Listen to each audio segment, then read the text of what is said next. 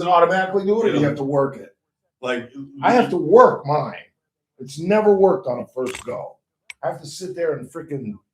Yeah, when you're trying to pay, like because I have mine too, where you have to double click over here for it to actually go through. And it never that shit because some people have it automatic where they just tap it. Oh, is that exactly? I'll fucking buy some shit I'm not supposed to. Yeah. Oh, dude, did I tell you they tried me again? The scammers tried me again. They called me and said that I had a $1,200 Amazon thing you'd like to clear up. And I said, go fuck yourself, and hung up. Oh shit. And then they called again, and I didn't answer. Swear to God. 1,200 bucks. Why you be real? Now that'd be funny.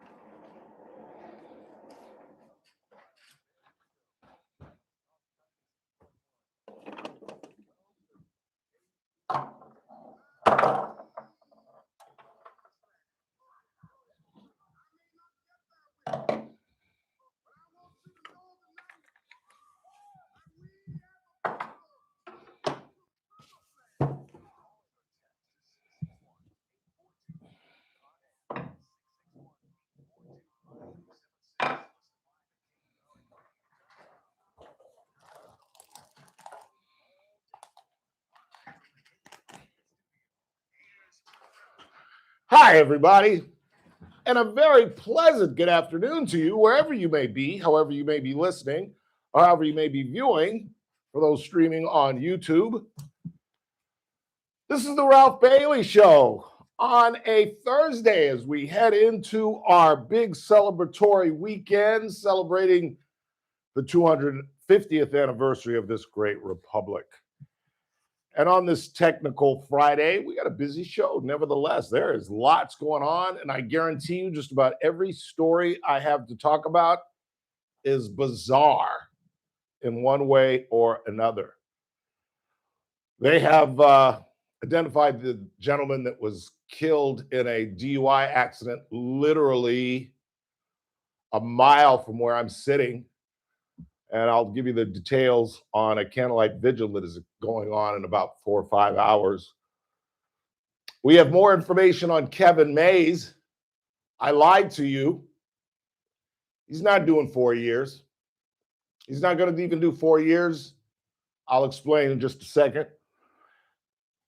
Gavin Newsom has come out and made it clear that the Supreme Court's decision on transgender athleticism has nothing to do with the state of California, Jack. If you are a transgender athlete, if you're a biological male, you can go in the women's locker room with your penis in hand. You can compete with these women. You can hurt these women. You can physically overcome these women. And Gavin Newsom just doesn't give a doggone. We'll get into that. And David Hearn, a 67-year-old Olympic canoer, has been indicted for felony charges for defacing the reflecting pool. Now, this is a funny case because when I first heard this, and even when I listened to Jeanine Pirro, the U.S. Attorney's press conference, I thought this was much ado about nothing. Because I don't believe the president. I'm sorry. It's not as if he tells the truth all the time, y'all. I don't believe that somebody took a knife and cut a 350-foot gash in the reflecting pool. I just don't buy that. I think that would take way too much time. You know, I've been in the reflecting pool literally at 11:30 midnight. Which is a great story, but I can't tell it because there are honor flight people listening. But I have been to the reflecting pool at midnight. I might tell the story. What do I care? What are they going to do? Not take my money when we raise it for them?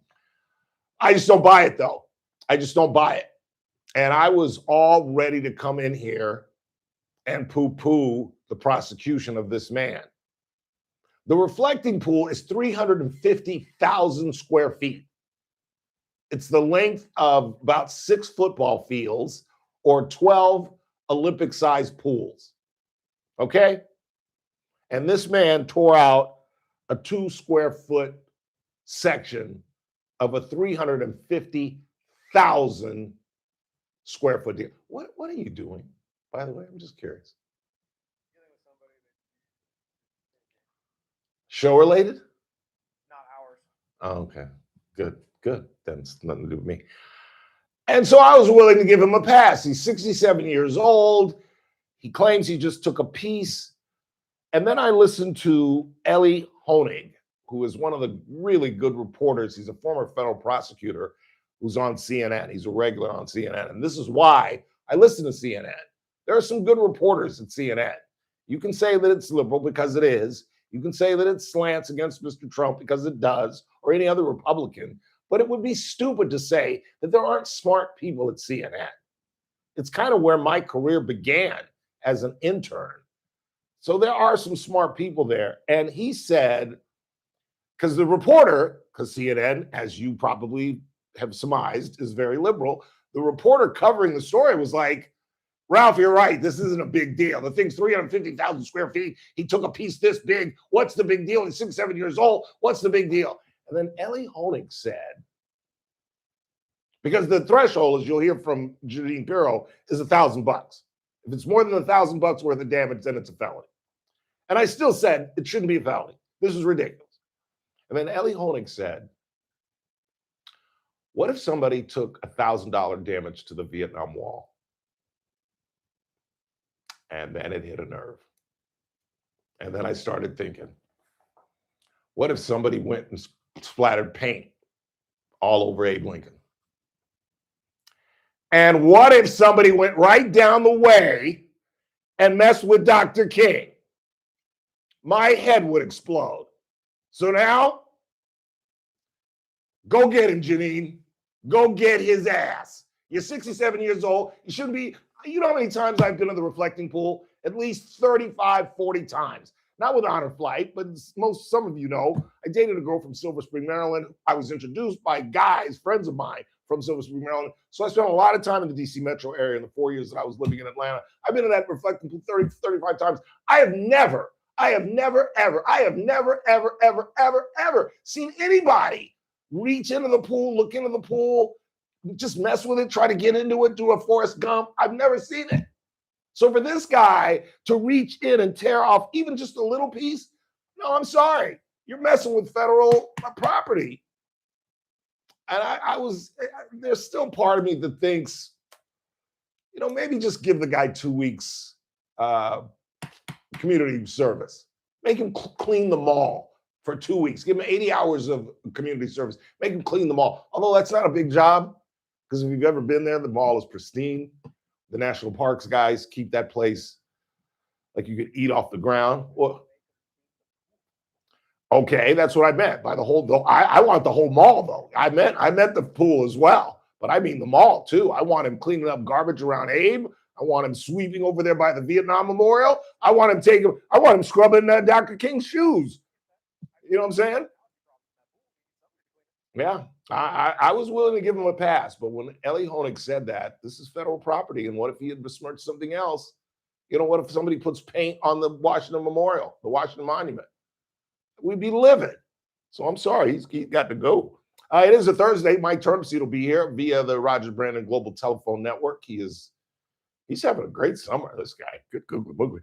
And Daniel Petrey will be here. We'll talk about the jobs numbers, a little more disappointing than last month's. Last month's was out the roof.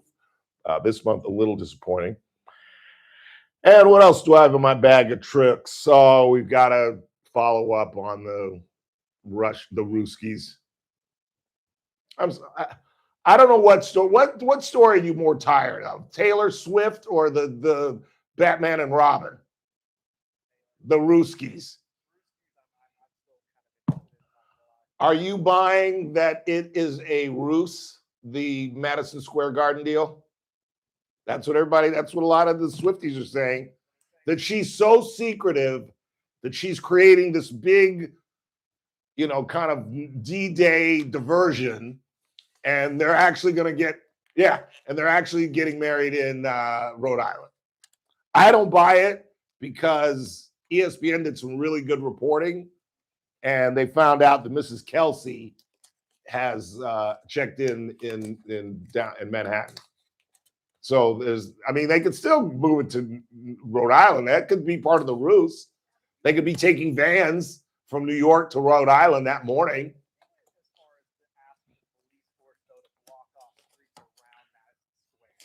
But wouldn't that be the greatest ruse in the world?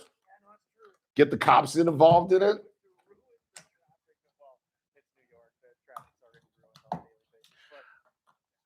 Well, that's why I kind of think it's a ruse, because is she really that tone deaf that she's going to screw up New York on the 250th anniversary of our country? They're really going to manipulate the 4th of July weekend in New York City. It's crazy. Yes, I agree. But I don't see them. I think she's smarter than that. Kelsey's a dummy, but I think she's smarter than that. Although she probably feels like, I could never be hated. I could do whatever I want. And New Yorkers will forgive me. I don't know. We'll see. But we will get, I'm not talking about Taylor Swift, but we will talk about Ivan Kuznetsov and Angela Nicolaou. Did you see the video of them getting out of jail? The paparazzi following them all the way to the subway. And then they got to the stairway of the subway. I mean, this is all staged. These guys, remember I said yesterday, how do you find a mate that can do this? Well, this is what they do. They're daredevil seekers. They do this all around. In fact, there's apparently a documentary about them. These people are famous or infamous. They're another couple that I think that the U.S. Attorney's Office ought to throw the damn book at, because when we unpack this, you'll find out to what lengths they went and how much of the Empire State Building they damaged getting up to the top of the building. I'll unpack that coming up in the 5. And I got to put on my glasses to see what else is going on here. It is the 60-year commemoration of Lyndon Baines Johnson signing the Civil Rights Act. We'll talk about that. Stephen A. Smith says the Lakers suck because they got a bunch of white boys. I am not. Am I quoting him correctly? Are you? And you want to run for president? Yeah. Have you ever heard of the Utah Jazz? Have you ever heard of the 86 Celtics? Mr. Smith, let me remind you who was on that 86 Celtic team. A guy named Bill Walton. I'm pretty sure he was white. A guy named Kevin McHale. I'm pretty sure he's Irish. A guy named Larry something. I can't remember. Danny Ainge, who's a Mormon. That's 4, and they're all Hall of Famers. And that was a championship team. And they all started, and they were all pretty damn good. And you had Kite coming off the bench. You had Roby, who was a big guy for them. Are you stupid? That is remarkable to me that he gets away with saying that, and that ESPN hasn't said anything to him. The Lakers, did I say the whole statement? The Lakers aren't going anywhere because their 3 main guys are white. That's what he said. And another brother's Kenyon Martin chimed in on it as well.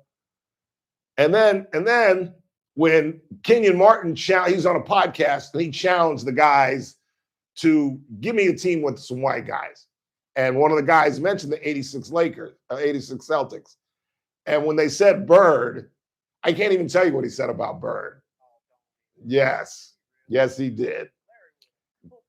No. He said, no, that's not what he said.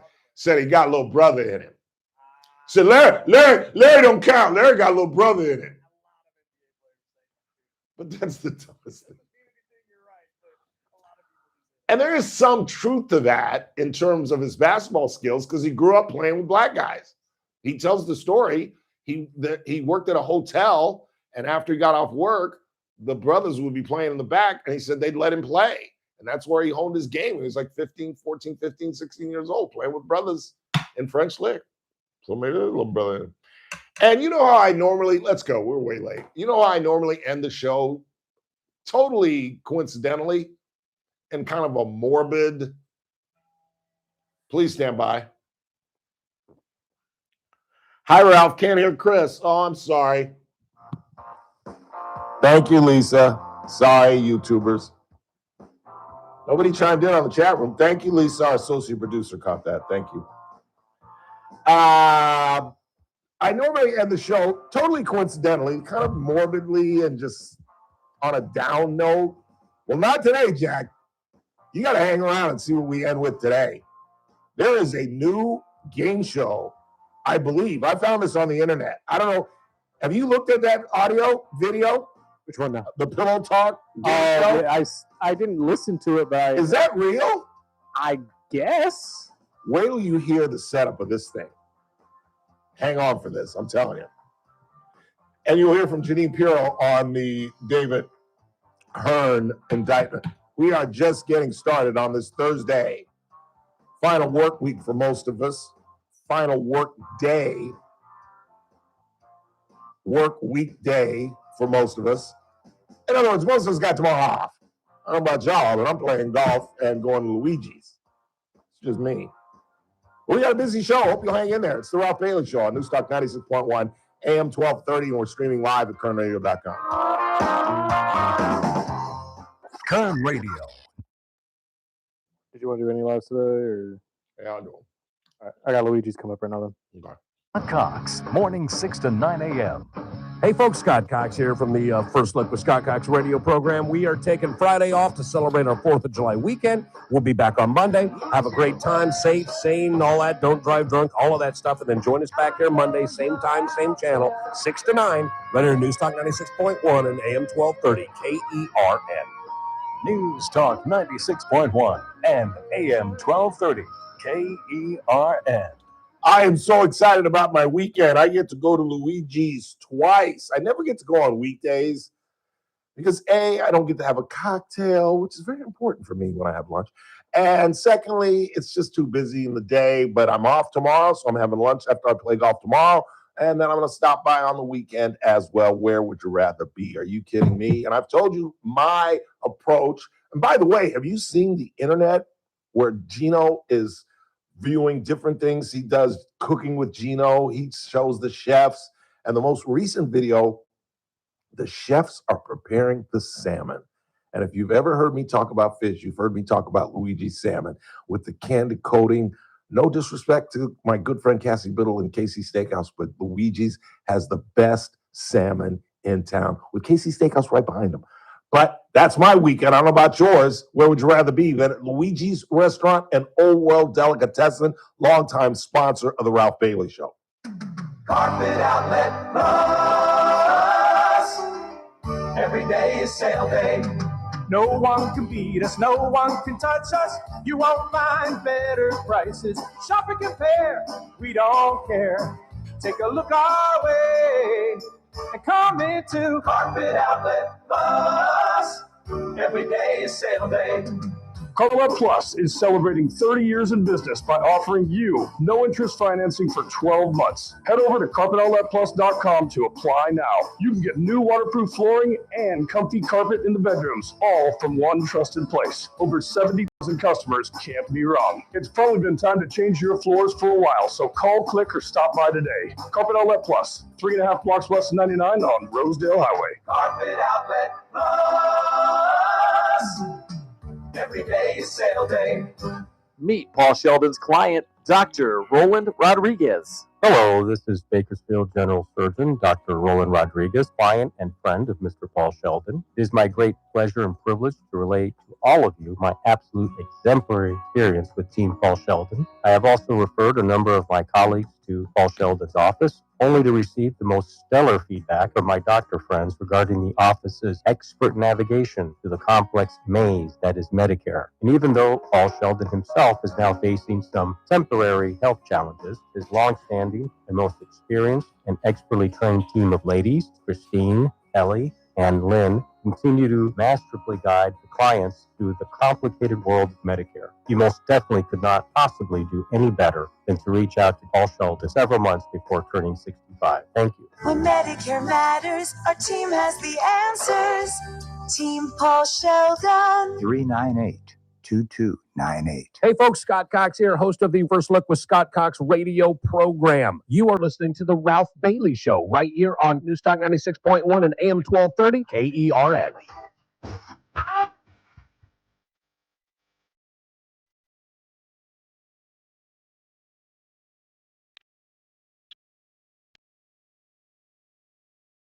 I thought you'd go all to all Village People.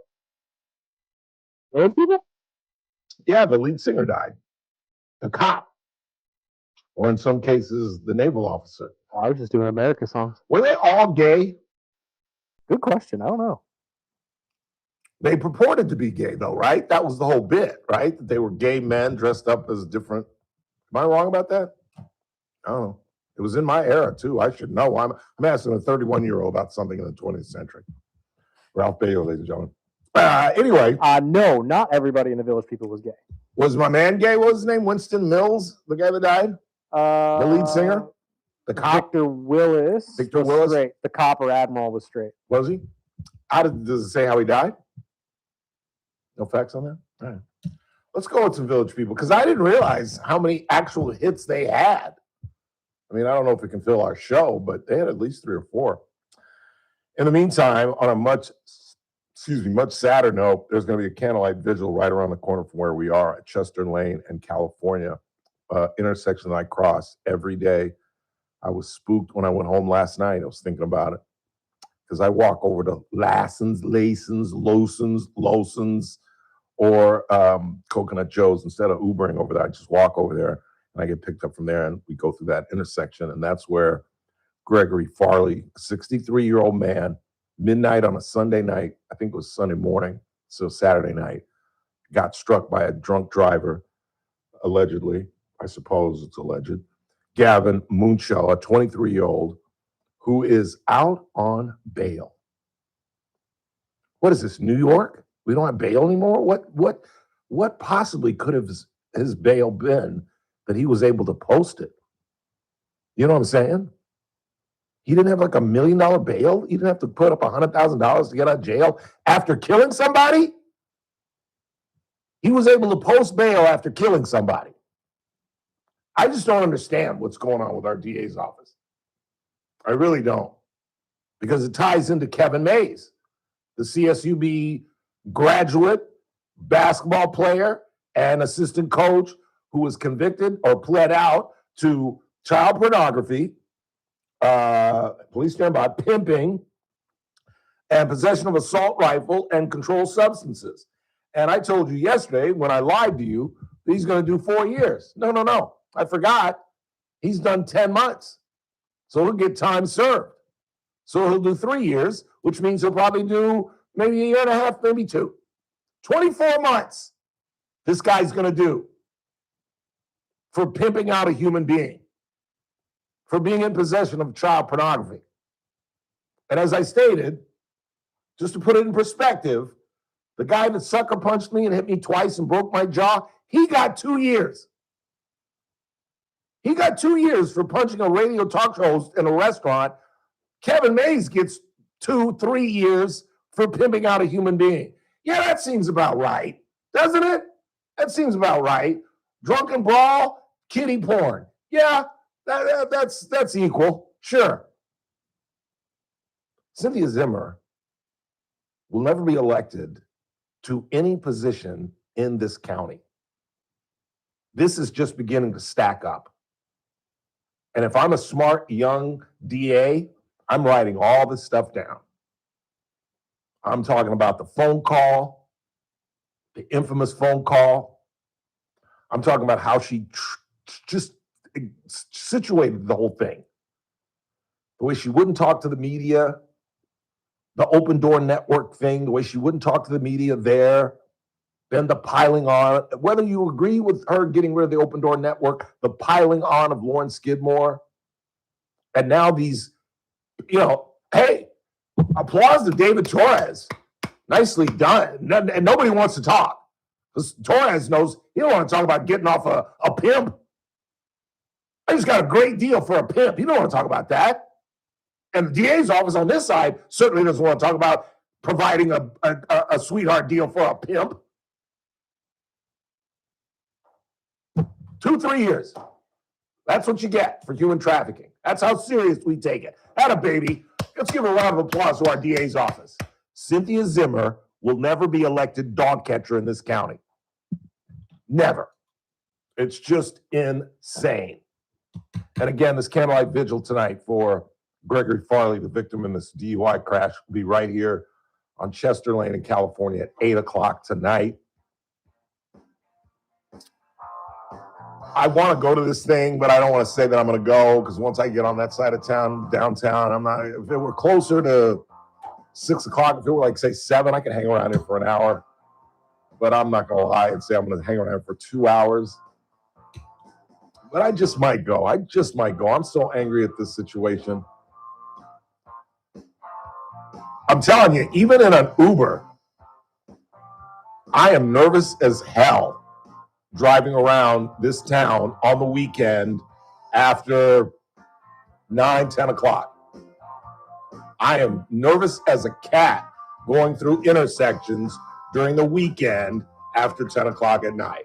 Quick time out. We're coming right back. Don't go anywhere.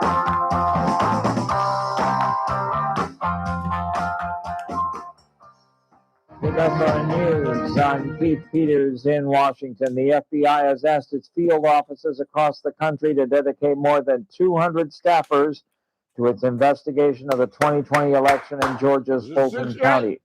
A memo obtained Thursday by the Associated Press calls for the FBI to surge 260 investigative analysts and staff operations specialists to the effort.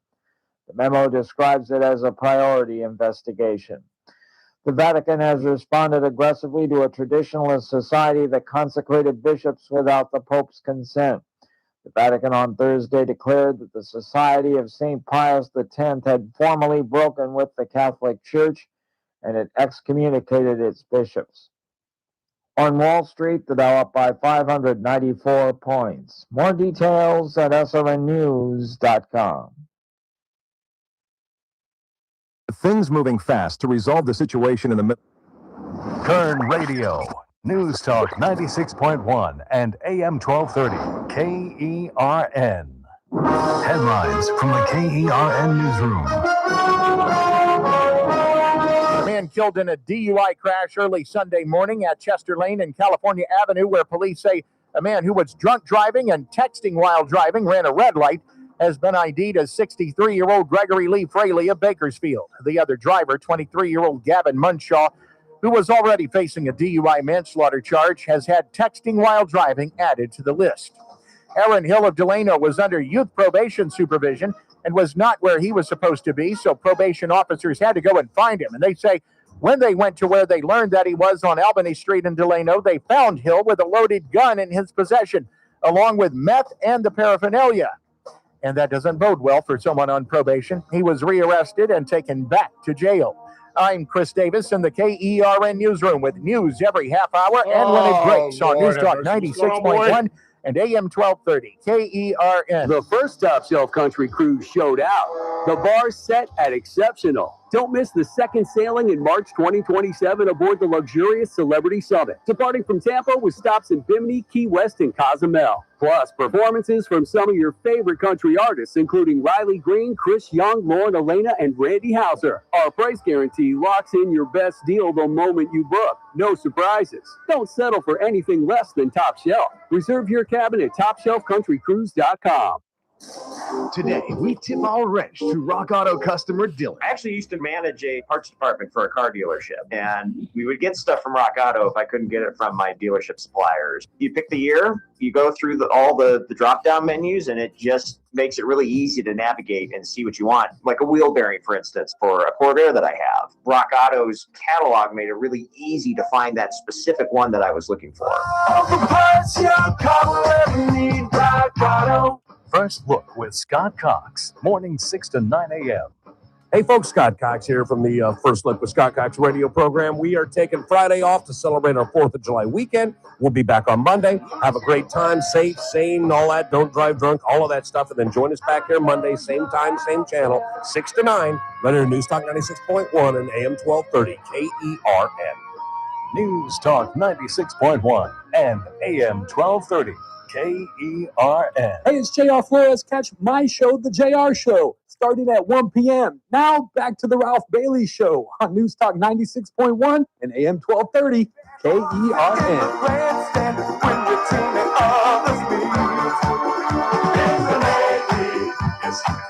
See, I told you sometimes he was a naval captain. In the Navy.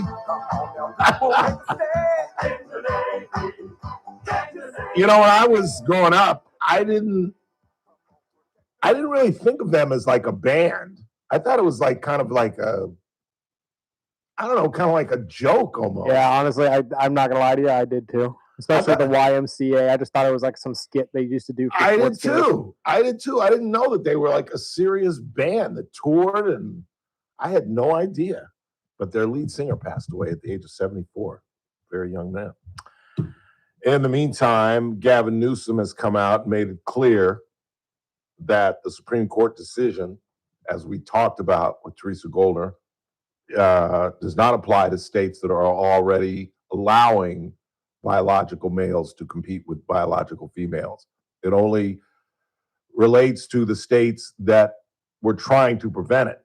And the court simply said, if you are preventing it, you are constitutionally allowed to do so. But based on states' rights, if you are not prohibiting this, you are allowed to continue that as well. We're going to take care of that. I think we're going to codify that. I think there's a way to get around the Supreme Court decision. I don't think there's any way of getting around birthright citizenship. I think there's a way to get around birthright tourism.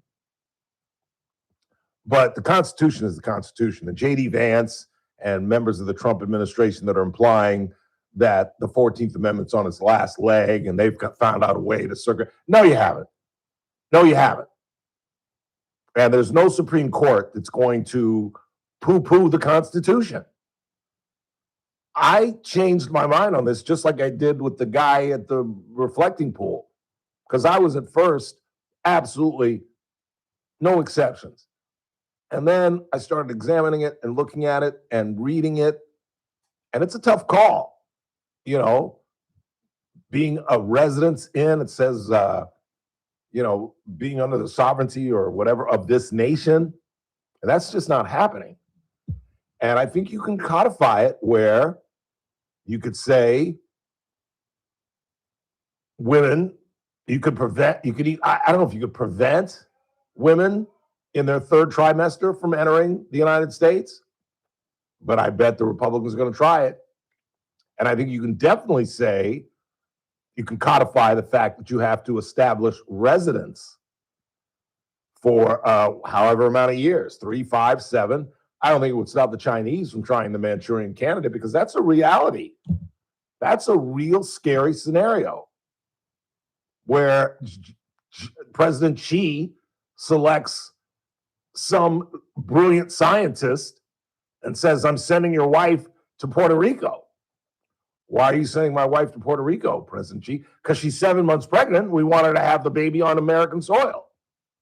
And then we're going to bring him back to Beijing. We're going to teach him communist rights. And then we're going to send him to Harvard. And then we're going to run him for president. And he's going to destroy the United States in the year 2050. I mean, as crazy as that sounds, that's a realistic, logical possibility. Not likelihood, but possibility.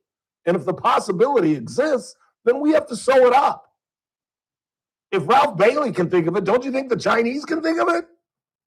Just saying. But here's what Mr. Newsom said about transgender athleticism. The Supreme Court's decision does not affect California's laws. The state remains committed to ensuring every Californian, including the LGBTQ community, is met with dignity and respect. Forget about the girls. Forget about the women. Forget about the safety. Forget about the biological differences. And then listen to J.B. Pritzker, who, in my opinion, just shot himself in the foot for any attempt at a presidential bid in 28. This is as tone deaf and as out of step with about 75% to 80% of the country as it gets. Here's the Illinois governor. On the issue itself, do you think the court was right? I think that we ought to be protecting trans kids. So you think they were wrong? I can tell you this, that those trans kids, you know, I'm sure you've seen the statistics that depression and other mental health challenges are following these kids because of the way they're being treated in some communities. We ought to be sympathizing with the parents. We ought to be trying to help them help their children and not putting barriers in the way of children just being kids. They're just being kids. So he's blaming their mental health issues, which they clearly have. If you're a 13-year-old boy and you think you're a 13-year-old girl, you have mental issues. This isn't like being gay. This has nothing to do with the LGBTQ community. This has nothing to do with, as far as I see it, because I believe in my heart, you are born gay. I don't think a man chooses to put himself through what gay men have to go through, particularly during my era growing up in the 60s and the 70s and the 80s, when we openly called gay men Fs, openly. In fact, we called each other's Fs. If you threw the ball like a girl, we'd drop an F-bomb on you. It was a common term. Why in the world? My father used to say, people hate gay people more than they hate black people. And he's probably right. So why would you choose that? I don't buy that.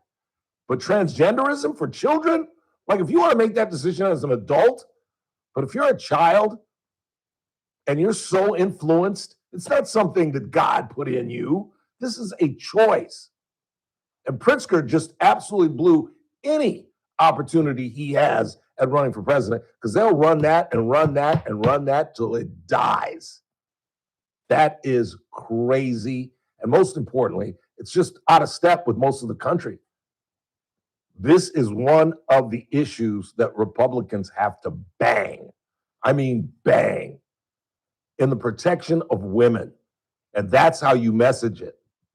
We're simply trying to protect your granddaughters and your daughters from having to go up physically against men, and protect your daughters and granddaughters from walking around in a locker room with a man with a penis. This is nuts. It's insane. And now the Supreme Court has broke down the law, but of course, California, Gavin Newsom, why should he pay attention to the Supreme Court? Why should he pay attention to 80% of the country that feels that this is just dangerous? This isn't disrespecting transgender people. Create a lane for them.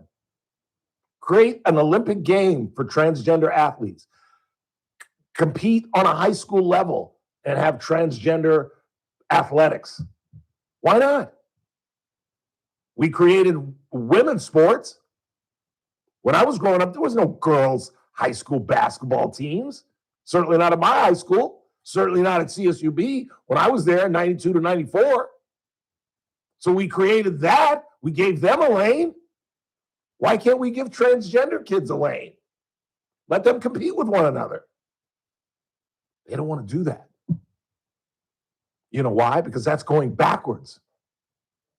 If you're a transgender male, the reason you're doing this is so you can compete with other females and that you can dominate. But if they create a separate lane for just transgender athletes, you're back where you started from. You're competing against other biological males. You're a biological male dressed up like Susie, but now you're going up against Nancy, and she's got a penis just like you. And she's got the same testosterone level that you have. And she's got the same physical strength that you have. What's the advantage of that? Hell, I might as well be a man. That's why they won't do that. That's why they'll never do that. Because it's the same thing. It's the same thing as competing with the men. You show me one case, just one, of a biological female like Chaz Bono who identifies as a man and wants to compete with men. Show me one. Just one. Doesn't happen. Doesn't happen. So they can't create a transgender lane because, again, you're right back where you started from. You're not competing against transgender biological females that want to be men. You're once again, as a dressed up female, competing against another dressed up female who's a biological male. There's no point to it. There's no gain. Just ridiculous. It's amazing to me sometimes the things that we have to talk about as if there's like a debate. And just the fact that there is a debate over whether a biological male with all the physiological advantages should compete with women. It's amazing that we even have to talk about that. It really, really is. Let's go ahead and take a break, and when we come back, David Henson has been indicted.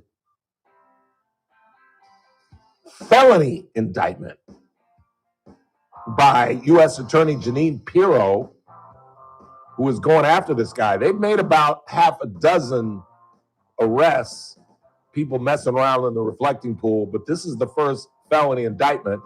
I'll unpack that for you. Then at the top of the hour, via the Rogers Brandon Global Telephone Network, we'll talk with Mike Turnipseed. 4:30, Mr. Petrey. And you're going to want to hang around for the 5 o'clock hour. We get caught up on the Ruskies in New York, Moscow in Manhattan. I just made that up. And where you get a little, you thought that Love After Lockup, or even the new show that they're putting on, what did I call it? This is Polygamy, or what do they call it? Oh, This is Polly? This is Polly, where they have like threesome couples on reality show.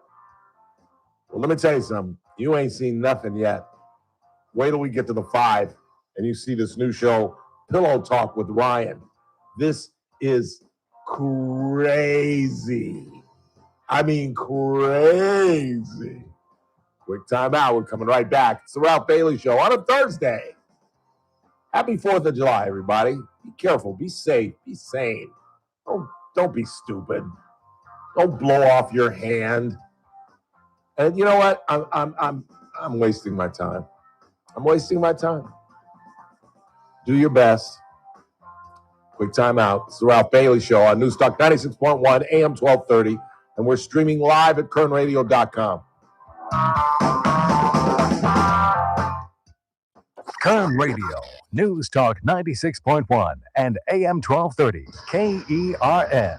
Maxwell in the morning. Good till the last mic drop. If you've got kids right now, what happens every summer? Well, there's no summer jobs available. And so you end up having to spend a lot of money putting your kids into something that is going to keep them active. You can't do what we did when I was growing up. It just doesn't happen anymore. And that's been the death of summer jobs. And really. Oi. Chris Orr's on the line for you.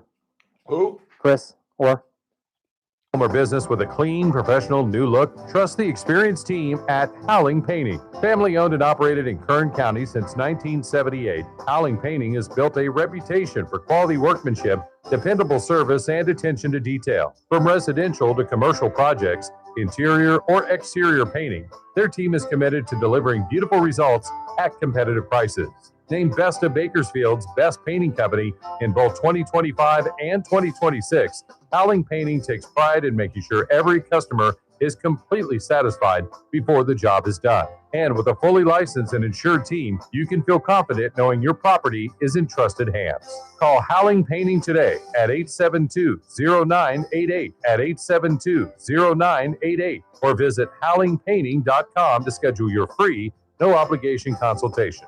Howling Painting, quality you can see, service you can trust. Patrick was way behind on his IRS taxes. I was in way over my head, and the total amount ended up being somewhere just over $30,000. $30,000. Then the IRS came to collect. Started getting letter after letter. A lien had been filed against me. They were going to basically hang me completely out to dry. He had to do something. That's when I reached out to Optima Tax Relief. Patrick's life quickly got a lot easier. It was very easy, pretty much hands off. They picked up the ball and ran with it. And how'd it go? I couldn't believe it. I had to ask 2 or 3 times. I saved an incredible amount of money. How does Patrick feel about Optima? Couldn't be happier. They definitely helped me. Optima Tax Relief, the best place to call. They're the best in the business. Do what Patrick did and call Optima Tax Relief for a free consultation. Call 800-343-6460. 800-343-6460. 800-343-6460. Optima Tax Relief. Testimonial from an actual client. Some restrictions apply. For complete details, please visit OptimaTaxRelief.com. It's game day. Are your moderate to severe Crohn's disease or ulcerative colitis symptoms keeping you from the action? Skyrizi, risankizumab Riza, could help you get back to the game. Skyrizi is proven to help people feel significant symptom relief, achieve remission, and visibly improve damage of the intestinal lining. Skyrizi is a prescription injection medicine for adults. Don't use if allergic to Skyrizi. Serious allergic reactions, increased infections, or lower ability to fight them may occur. Before treatment, get checked for infections and tuberculosis. Tell your doctor about any flu-like symptoms or vaccines. Liver problems leading to hospitalization may occur when treated for Crohn's or ulcerative colitis. Control is everything to me. Ask your doctor about Skyrizi, the #1 prescribed biologic in Crohn's and ulcerative colitis combined. Learn more at skyrizi.com or 1-866-SKYRIZI. Hey folks, Scott Cox here, host of the First Look with Scott Cox radio program. You are listening to the Ralph Bailey Show right here on News Talk 96.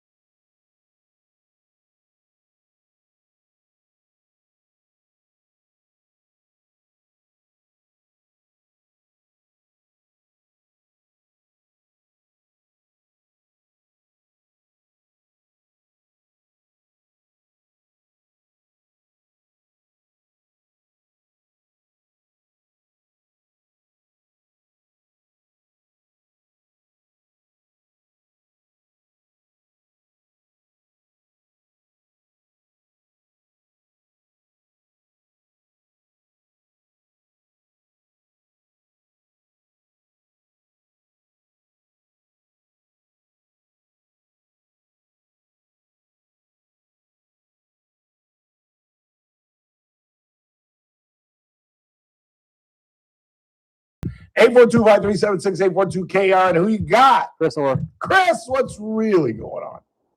Hey, happy Independence Day, Ralph. Happy birthday, my brother. Happy birthday. Hey, you are absolutely correct. And there's an absolute, in my opinion, a chasm of difference between your traditional gay community and the transgender movement. They are not one and the same. Nope. I think the gay community does actually not appreciate what the transgender movement has been doing because I believe it tarnishes what their struggles have been. And yeah, I'm sorry, but most of these kids don't even know, they don't know what they want to eat for breakfast or get dressed into. Thank They you. figure out what their sexuality is when they're 13, 14 years old. Thank you. I mean, if we based that on how we thought when we were 12, we wouldn't ever get girlfriends or have wives. Because I don't know about you, but in 6th grade, I thought girls were despicable and had cooties, and I didn't want to be around them. I played hopscotch with them and tetherball, but I didn't want to hang out with them. I didn't want to kiss them. I didn't want to be around them. And then right about the end of 6th grade, almost to the summer, I was like, that Annette Ortiz is kind of cute. I mean, there's a point where you start to get it, but there's another point where you don't even look at girls sexually. It just depends on your own maturation process. Exactly. And unfortunately, with media, social media, they have tried to, almost push sexuality in kids at such a younger age. It's ridiculous. Absolutely. It messes them up. Yes. It absolutely inhibits their normal progression intellectually when it comes to that. But yeah, no, I absolutely agree with you. Yes, and at age, I believe I think you are born gay. I think that I do is too. inherent to your psyche. But when you're 12 years old, you're a boy, and you think maybe you're a girl, that is, at that age, that is a mental disorder. Yep, I agree, 100%. And then when you're 27 years old or 18, and then you still feel that way, have at it, go for it, do what you want. But you know, I'm sorry, you do not belong in female sports if you were born with male genitalia. No how, no way. Well said, my brother. Well said. Appreciate it. Have a great 4th. You as well. You guys got the best lineup. Thank you, sir. Appreciate it. All right. Yeah. Hey. I told you the story, the real story of Annette Ortiz, my 6th grade girlfriend at Joe A. Gonzalez Elementary in Cerritos, California. I wrote her a note saying, do you like me as a friend? Do you like me more as a friend or don't like me at all? And she checked, I like you as a friend. I like you more than a friend. And if I saw Annette Ortiz coming, this is after she said, I want you as my boyfriend. If I saw her walking down the hall, I literally would turn around and go the other way. I was scared to death of her. Even though she told me in a note that she dug me, the only time I could ever like talk with her was like in class, in typical Bailey fashion. but like in a social setting, like at recess or just walking down the hall, I was scared to death of this woman. I didn't want to talk to her. I didn't want to kiss her. I didn't want to hug her. It just felt good that I had a girlfriend. And I could say, you know, I'm going out with Annette Ortiz. Where y'all going? Nowhere. I'm not going out with her, but she's my girlfriend. What does that mean? I don't know. Well, I'm in 6th grade. What do I know?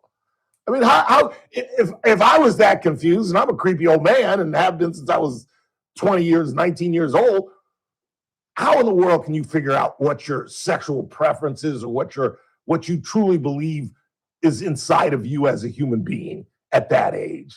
It's ridiculous. Who else you got? Renee, you're on the Ralph Bailey Show. Hey, what's up, Ralph? Hey, Renee, how are you? I'm fine. My name's not Renee, though. My name's Cindy, but you can call me Renee if you want. I'm sorry, Cindy. Why'd you think it was? Because I asked if her name was Renee. She said yes. You said Renee? Why'd you say your name was Renee? Because sometimes I'll call and they'll say, "Is this Renee?" And I'll say, "No, this is Cindy." When they say that, then I'll say, "No, this is Jolene or something." So I thought he was doing that. Oh, that's our racist producer. Yeah. We have two black females that call this show. One's Renee and one's Cindy. And he hears your black voice and he thinks you're Renee. Oh, it's a racial thing. That's a racial thing. Not what happened at all.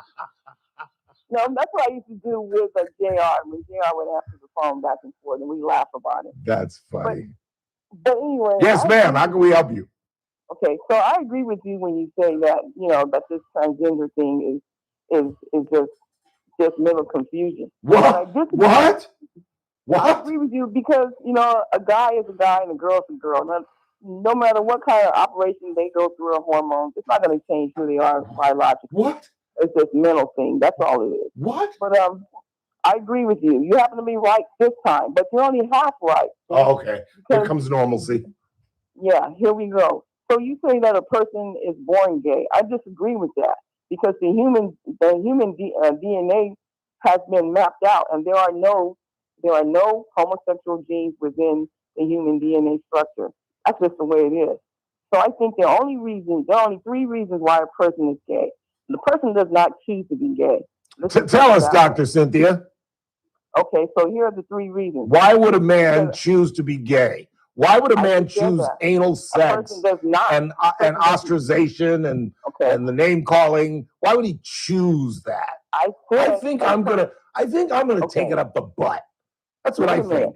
Hold on. I said a person does not choose to be gay, but he becomes gay for certain reasons. One of them is sexual abuse. One of them is I would agree with that. I would agree with that. One of them is environmental. When you see the small kid acting like the little boy wants to be a little girl and they're 3 years old and acting like feminine, whatever, that has to do with the fact that he's trying to imitate or mimic what this girl is acting because he's seeing she's getting all this attention. So a lot of it is environmental. But what if it's an only child? I have friends that are gay that are only children. Well, we're not talking about single only gay. And you truly think the children have the mental? Let's take it one by one. Let's argue each point by point. I agree with you on the first point, I disagree with you on the second point because you really believe that a 2 or 3-year-old has the mental capability to try to mimic another child to the point where they want to become that. I don't understand how the sexuality comes in play. Okay, so the three things are, like I said, sexual abuse. Because just because you're feminine doesn't mean that you're gay. Hold on. Sexual abuse, mental confusion. I agree with you on that. And I forgot the other thing I was going to say. I agree with you on mental abuse and sexual abuse. And if you see that kind of abuse in the home, that could screw you up. I agree with that. It's all or it could be a combination of all three of those things. Okay, just to give you a short story, I had a coworker years ago. I worked at the welfare department about 25, 26 years ago, and he was gay. And I asked him. I said one day we were having a conversation. I asked him. I said, "Hey, why are you gay?" And you know what he told me? He said, "Well, when I was 5 years old, my mom put me with this teenage boy who was babysitting me, and he started sodomizing me. So at this point, and so at that point, he said that's how he knew he was gay because he had to be gay because what the things this boy was doing to him. So in his 5-year-old mind, it meant he's doing this because I'm gay and I must like boys. Otherwise, he wouldn't be doing this to me." And that is the reason he told me he became gay. But I don't think I think I agree with that. I got a hard break, so I got to go. I agree with that, but that's not the only cause, in my opinion.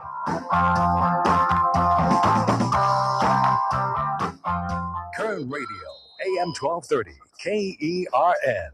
96.1 FM, K241CI Bakersfield, an American General Media station. Call, I'm Keith Peters in Washington.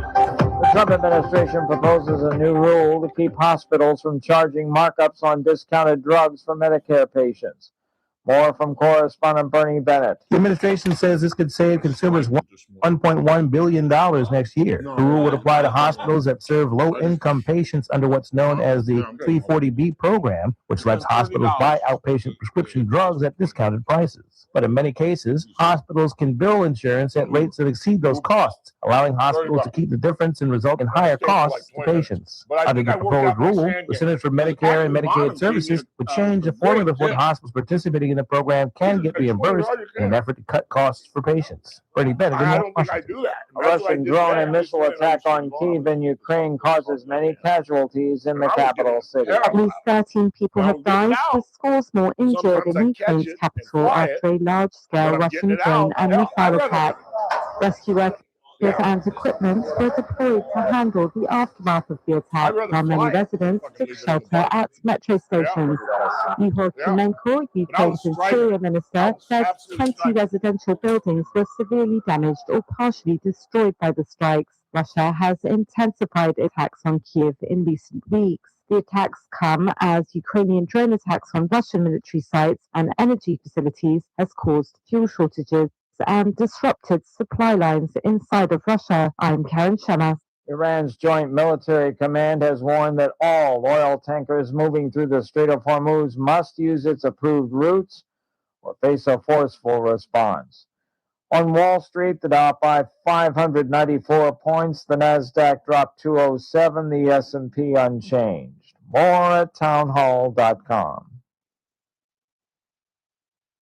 Maybe this is you too. There's enormous frustration right now with healthcare costs. It is amazing. Healthcare costs for families in the last 20 years have almost tripled, and it just keeps getting worse. All this to say, this is why MediShare is so in demand right now. People are looking for alternatives, and MediShare is proven. You can save thousands of dollars a year and actually like it more. Over 1 million Americans are now part of healthcare sharing, and MediShare is the gold standard. It's trusted, it works. It's been helping people save money and have peace of mind now for 30 plus years.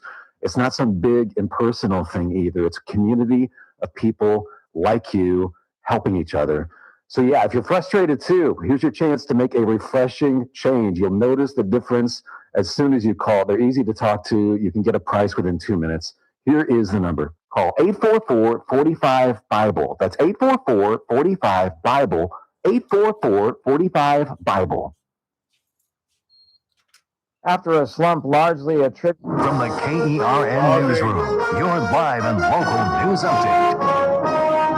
More than 5 tons of illegal fireworks. I'm Chris Davis. That's how much arson investigators with the Kern County Fire Department say they have seized from crooks in the past few weeks who are selling illegal fireworks online. The busts work like a drug bust. They agree to meet the undercover investigator online, and when they show up, bring the goods, and make the sale, they end up busted. The Kern County Fire Department will also have 179 more people on duty for Independence Day. The man who was killed in a crash where another man is accused of driving drunk, texting while driving, and running a red light Sunday morning has been ID'd by the Kern County Coroner's Office as 63-year-old Gregory Lee Fraley of Bakersfield. The other driver, 23-year-old Gavin Munshaw, is charged with gross vehicular manslaughter while intoxicated and DUI causing injury, texting while driving, failing to stop for the red light, and not providing proof of insurance.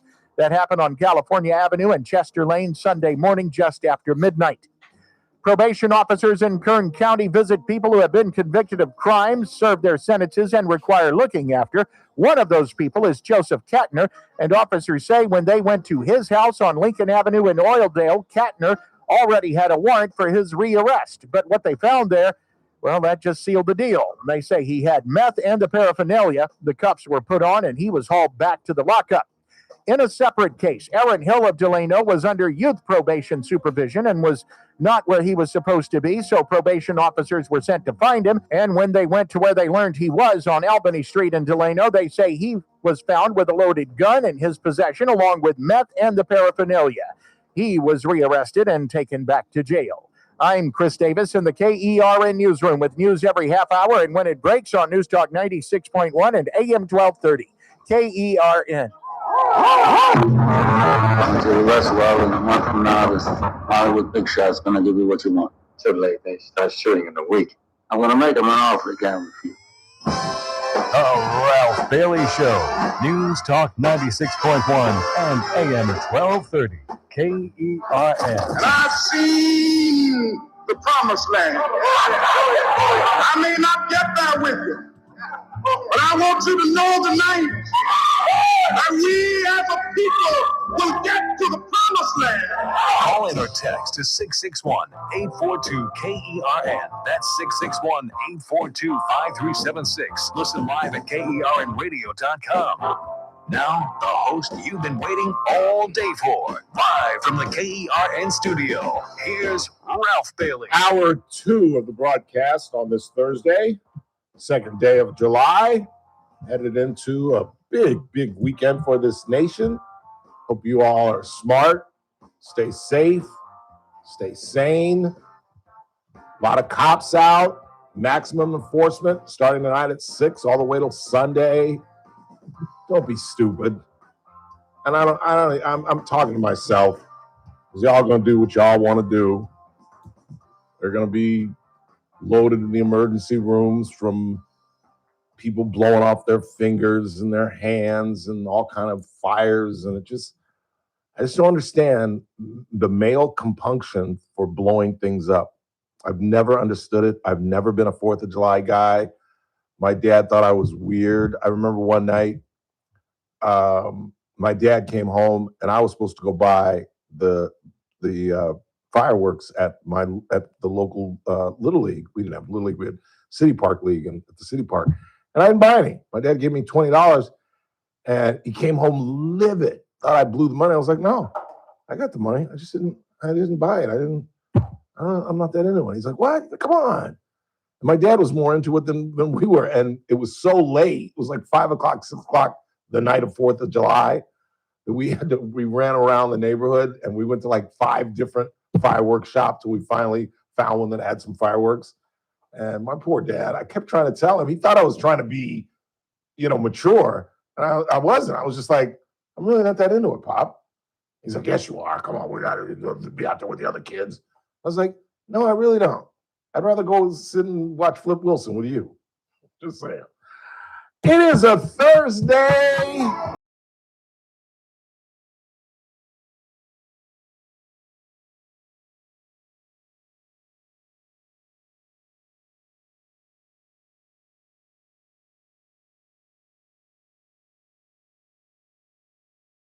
Cell phone network.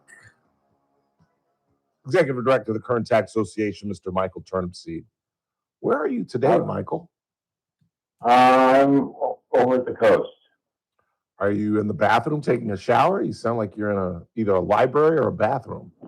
Nope. I'm sitting in a room and I'm on the phone with you. Now it sounds like you're underneath the covers in your bed. What the hell's going on?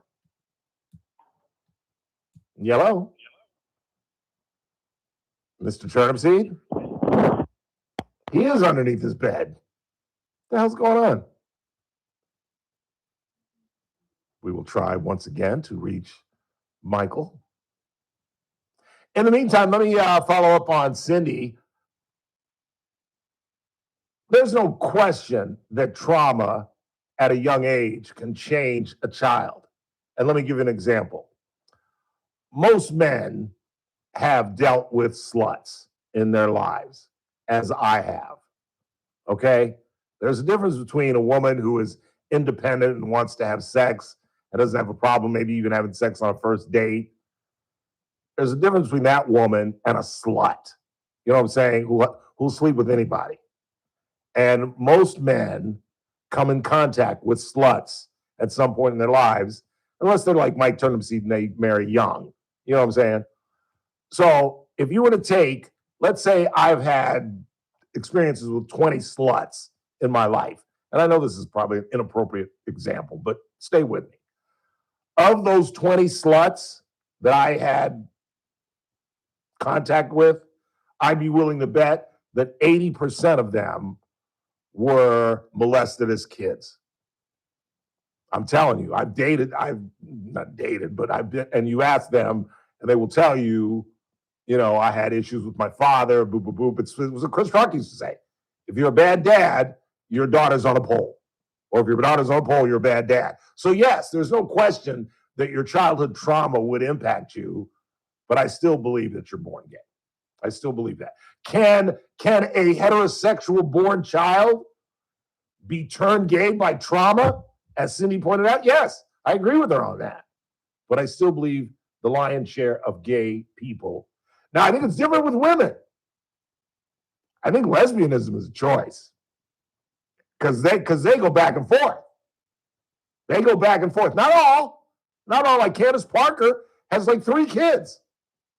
She had a man for like 15 years. And now she's completely on the other team. But the fact that you go back and forth doesn't mean that, you know, unless she, anyway. Sorry to bring you in on that, Mr. Turnipseed. Would you like to expound on this discussion by any chance? No, thank you. I didn't think so. I didn't think so. I think we need to get serious. Well, that's a serious topic too. But let's get serious about we are in 2 weeks. The filing for city council for the city of Bakersfield is going to open up. Yes, and Miss Biddle Cassie, owner-operator KC Steakhouse, will be first in line. Yes, and I guess she has a couple other people in the third I hear running.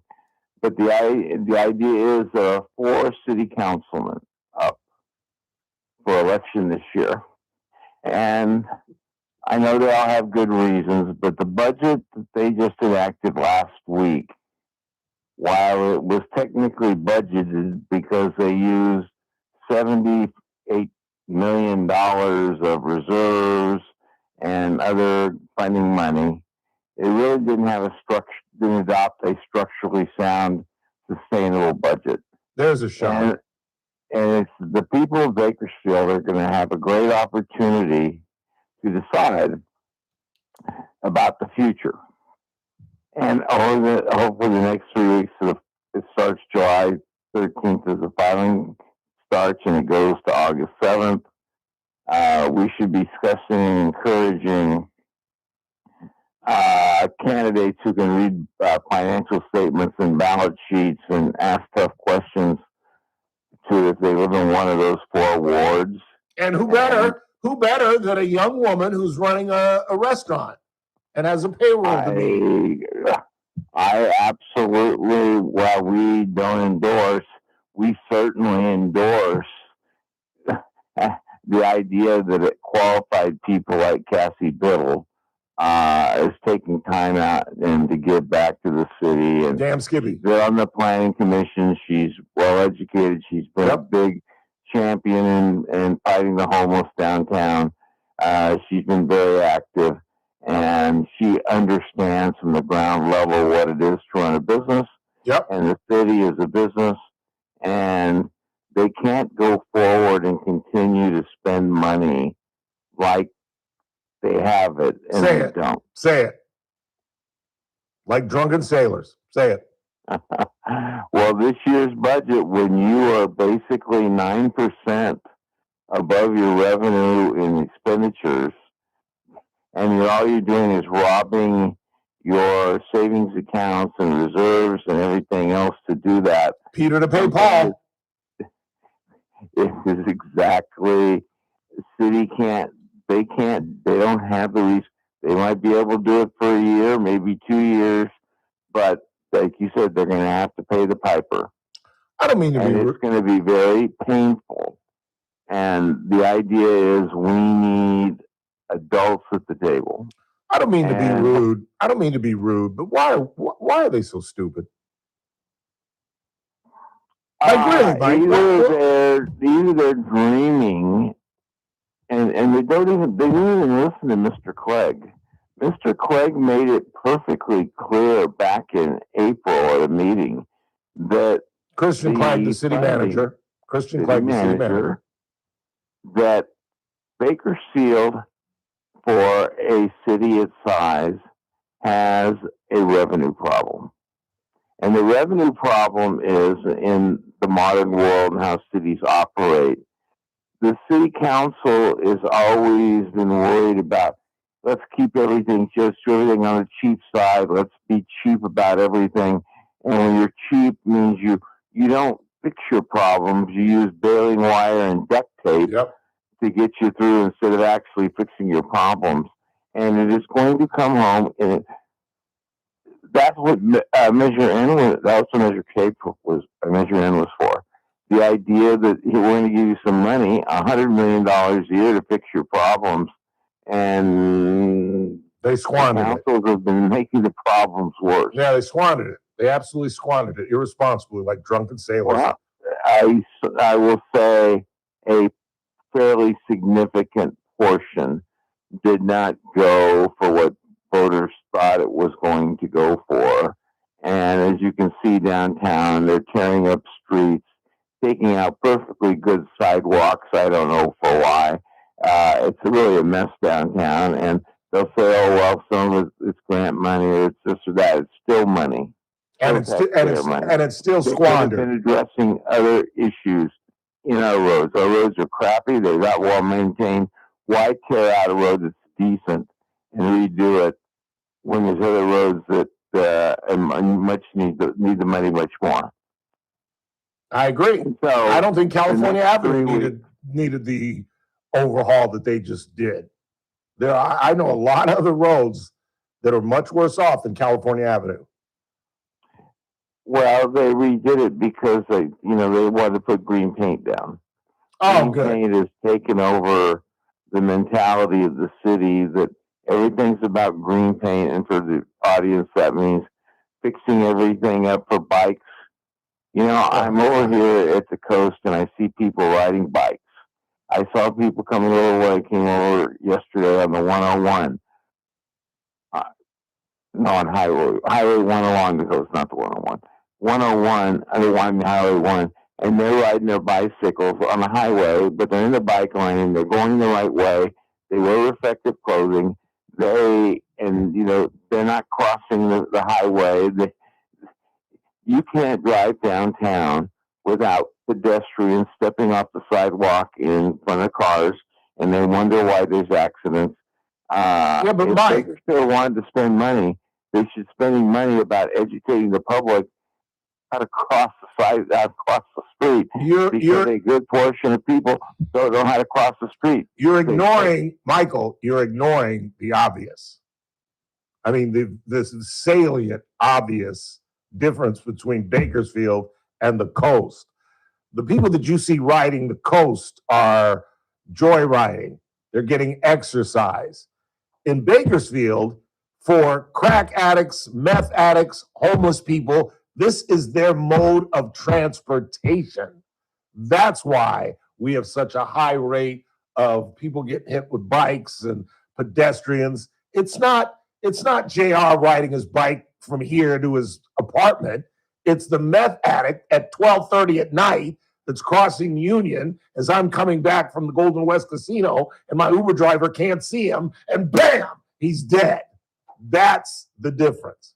Would you agree?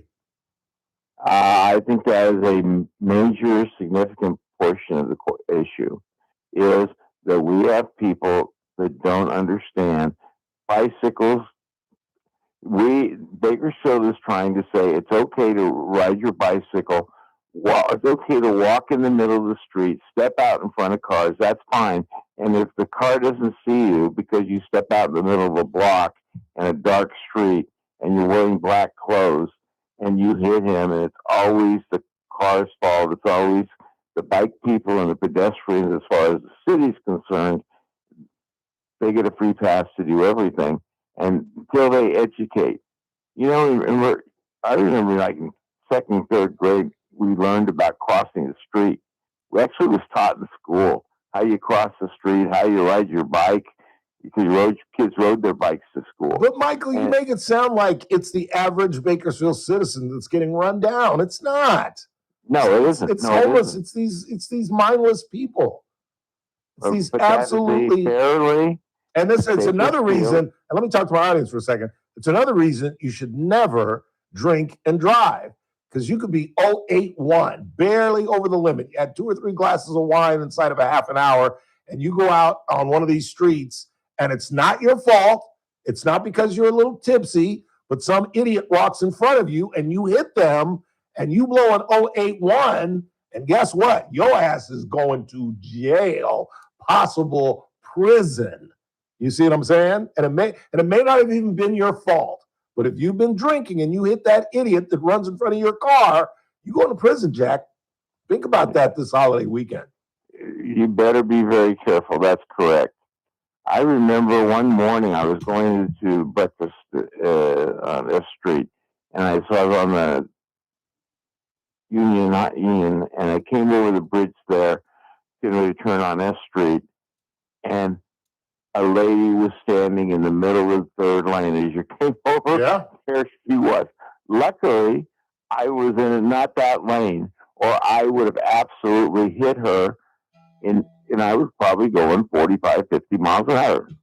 Yeah. And she would have been dead. And now granted, she was standing in the street. It's her fault. But I would have been guilty, and everybody said, see, it's another driver doing this, doing that. The problem is we have too many people who walk the streets, don't do it at the intersections, don't follow the cross lights, the stoplights, and we have to worry about that. But that's where the city thinks they can spend their money on all this millions of dollars, and it's not going to solve the problem. But that's just one example. And the state idea is, though, you still have to balance your budget. No family, no business can continue to spend 10%, 9% more money than they bring in every year. It just doesn't work. And so that means your day of reckoning is going to be worse, because you're digging a bigger hole for yourself than you would have if you balanced your budget as long as you went, did it correctly. I mean, structurally, which means you balance your income and you balance your expenses. Nothing's going to change with this new vat of council members. Who's up? Who's up? Who's up? Mike, who's up? Who's up? 1, 3, 4, and 7. Arias, Weir, Smith, and Carr. And next March or April, there'll be an election probably to take Andre's place. There'll be 5 city councilmen up. Takes 4. I know how Corman thinks. I know how Bassetash thinks. We know how Cassie Biddle thinks. Yes, we know how Cassie Biddle thinks. We need to get people, though, that understand that you have to be fiscally responsible. And this is the opportunity when you have 4 seats. You have questions. And in a couple weeks, I'm kind of looking at this discussion. I've got it broken it down like a 3-part series before the filing date. I'm going to bring 10 questions that every councilman needs to answer, and we'll do it right on the Ralph Bailey Show. Okay. 10 questions and that's in 2 weeks. All right. I will bring 10 questions that we can discuss, and this is what if your city councilman can't answer these questions, the candidates, then they don't need to be a city councilman. Oh, this ought to be rich. I'll write them down and ask them during the debate period if there is such a thing. I will send them to you in advance so you can study them and be brought up to, so you know what we're going to talk about. Are we certain that all those aforementioned council members are going to be challenged? That Arias and Smith are going to be challenged? I don't know. I guess we won't know till the filing. idea is hopefully having a discussion and getting people here to say, we need the dialogue. We need the debate. Council needs to know that people are watching besides me. I agree. Gotten up and spoke at probably 10, 12 meetings in the last 6 months at the council about the budget, and it kind of goes in one ear and out the other. And so I need to have people join me in trying to bring some sanity to the city council, because it is ultimately the council's decision, and the CINAP budget is what the council wants.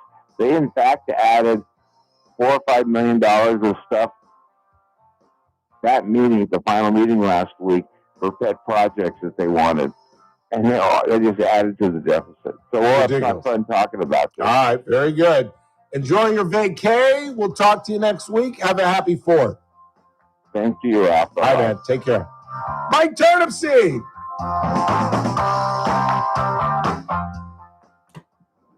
Kern Radio, News Talk 96. Adaptive. You got one? Yeah. N. First Look with Scott Cox, morning 6 to 9 a.m. Hey folks, Scott Cox here from the First Look with Scott Cox radio program. We are taking Friday off to celebrate our 4th of July weekend. We'll be back on Monday. Have a great time, safe, sane, all that. Don't drive drunk, all of that stuff. And then join us back here Monday, same time, same channel, 6 to 9, right here News Talk 96.1 and AM 1230, KERN. News Talk 96.1 and AM 1230, KERN. The Kern Radio studios are powered by Adaptive Networks. Call them today at 661-241-0638. 241-0638. Read them online at adaptive-net.com. And, I've talked a lot about Adaptive Networks, but, at the end of the day, what it really comes down to is simple customer service. That's really what they hang their hat on. They are outstanding and excellent. And when it comes to IT, that is a great demand. I've told you time and time again, as a radio station, we lean on these people. They are a part of our radio station, because without our IT, we have absolutely nothing.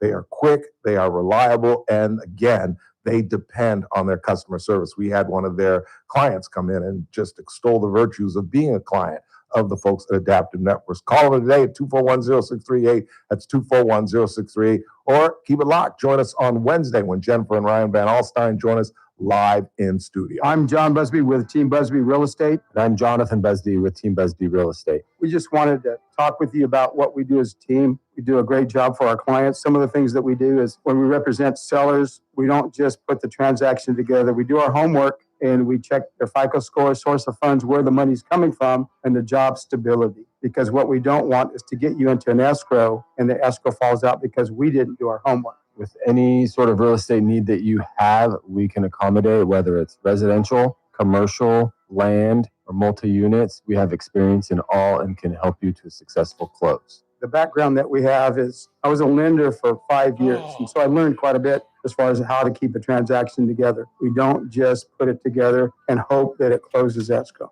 Nothing's 100%, but we do stack it in your favor. With any needs or questions with real estate, give us a call at 661-410-7355 or visit our website at www.teambusby.com. Hey, it's JR Flores. Catch my show, The JR Show, starting at 1 p.m. Now back to the Ralph Bailey Show on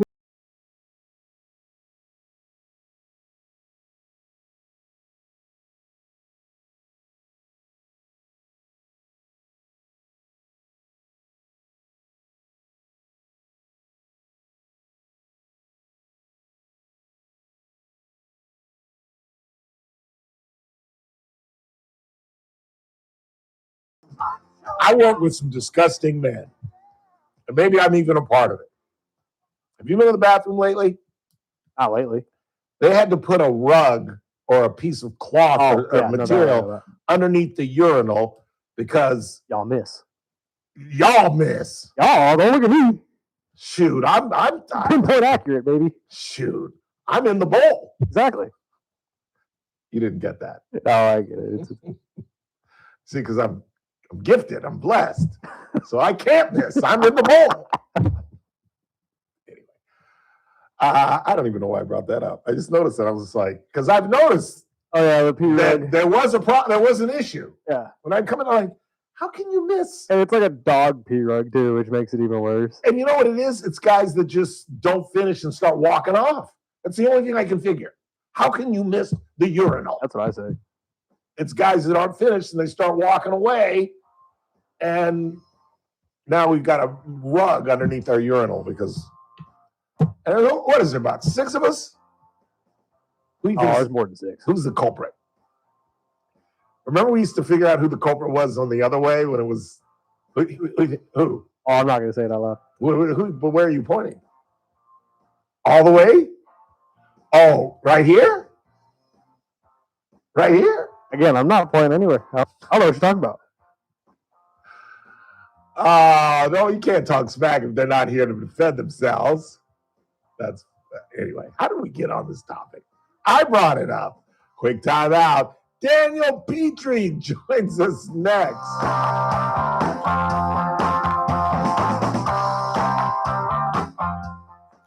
With SRN News, I'm Keith Peters in Washington. Fire shelters are a key piece of equipment for wildland firefighters, but their use doesn't ensure survival. 5 firefighters battling fast-moving flames in Colorado last weekend could not escape the blaze and deployed their shelters as a last resort. 3 of them died and 2 were injured. Fire shelters have been mandatory equipment for wildland firefighters for decades. The equipment resembles a cocoon or sleeping bag that firefighters are meant to deploy in 30 seconds or less when they cannot avoid being overrun by flames. The FBI has asked its field offices around the country to dedicate more than 200 staffers to its investigation of the 2020 election in Georgia's Fulton County. On Wall Street, the Dow up by 594 points. More details at srnnews.com. This is an important notice to all U.S. taxpayers. Kern Radio, News Talk 96.1 and AM 1230, KERN. Headlines from the KERN Newsroom. I'm Chris Davis. Kern County arson investigators are warning people who sell illegal fireworks that the next deal that you make might be the one that gets you busted. They have already taken more than 5 tons of illegal fireworks and busts in the past few weeks and have been finding most of the dealers online and arranging undercover sales, they say. If you've been following the story of the crash that happened early Sunday morning on Chester Lane and California Avenue, where a man was killed when another man ran a red light and pulled out in front of him, the victim has been ID'd as 63-year-old Gregory Lee Fraley of Bakersfield. The other driver, 23-year-old Gavin Munshaw, is accused of driving drunk and texting while driving and causing that wreck. I'm Chris Davis in the KERN Newsroom with news every half hour and when it breaks on News Talk 96.1 and AM 1230, KERN. Patrick was way behind on his IRS taxes. I was in way over my head, and the total amount ended up being somewhere just over $30,000. $30,000. Then the IRS came to collect. Started getting letter after letter. A lien had been filed against me. They were going to basically hang me completely out to dry. He had to do something. That's when I reached out to Optima Tax Relief. Patrick's life quickly got a lot easier. It was very easy, pretty much hands off, They picked up the ball and ran with it. And how'd it go? I couldn't believe it. I had to ask 2 or 3 times. I saved an incredible amount of money. How does Patrick feel about Optima? Couldn't be happier. They definitely helped me. Optima Tax Relief. The best place to call. They're the best in the business. Do what Patrick did and call Optima Tax Relief for a free consultation. Call 800-343-6460. 800-343-6460. 800-343-6460. Optima Tax Relief.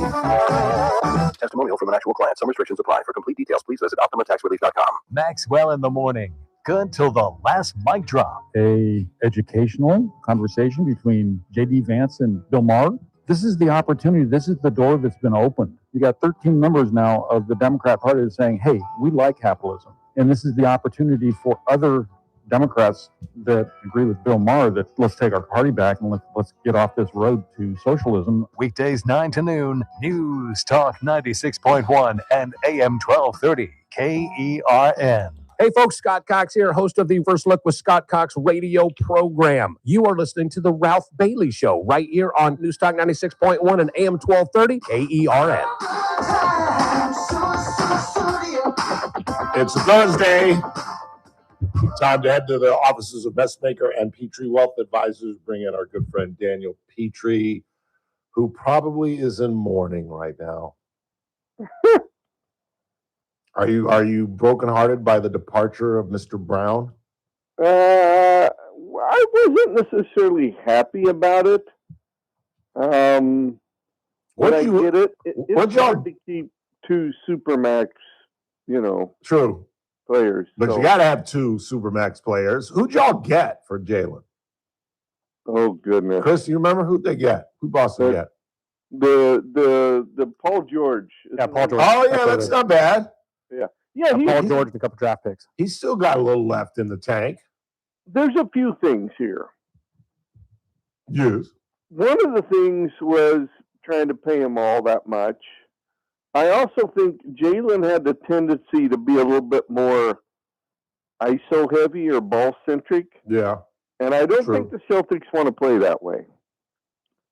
And so you could argue that Jalen's prominence last year hurt. Who's our other little guard who's Derek very White? good? Yes. He didn't have one of his better years. No, he didn't. Stat-wise, but he's still very valuable. So I think they believe they can. Everybody else will do better.